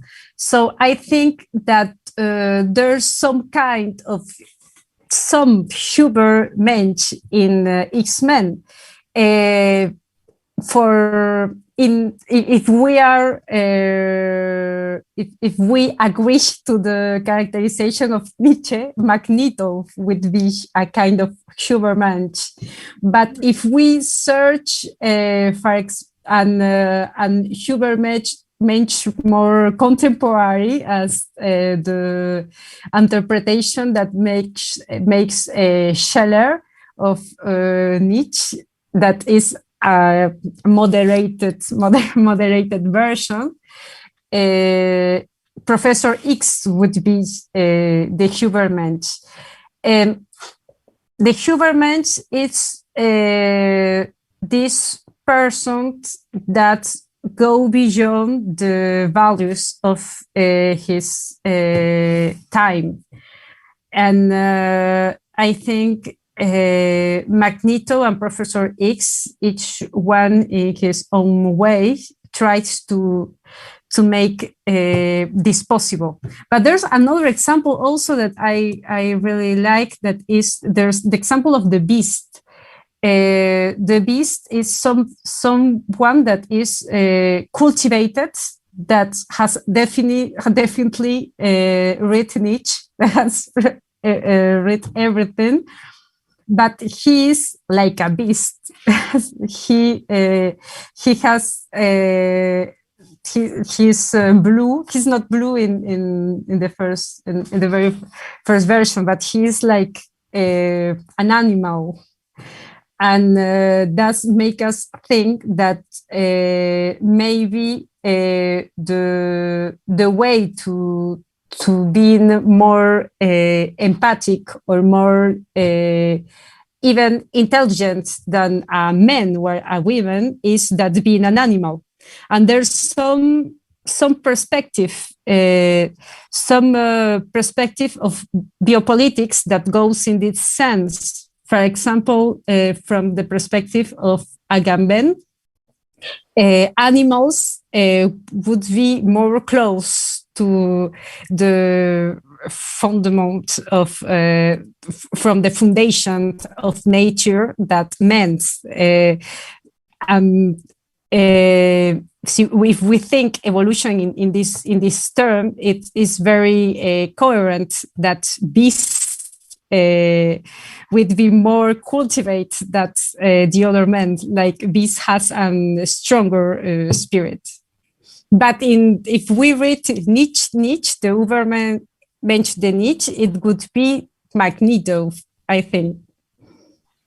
All right. So another question.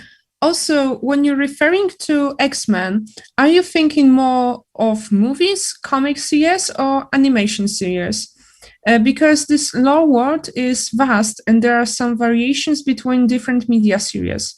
So what do you specifically refer to?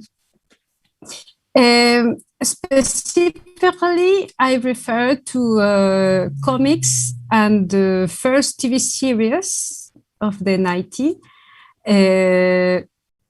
But I choose some examples that appears also in films as Professor X institutions, that appears in series, in in comics and films, the Phoenix 2 appears in 3 in Wolverine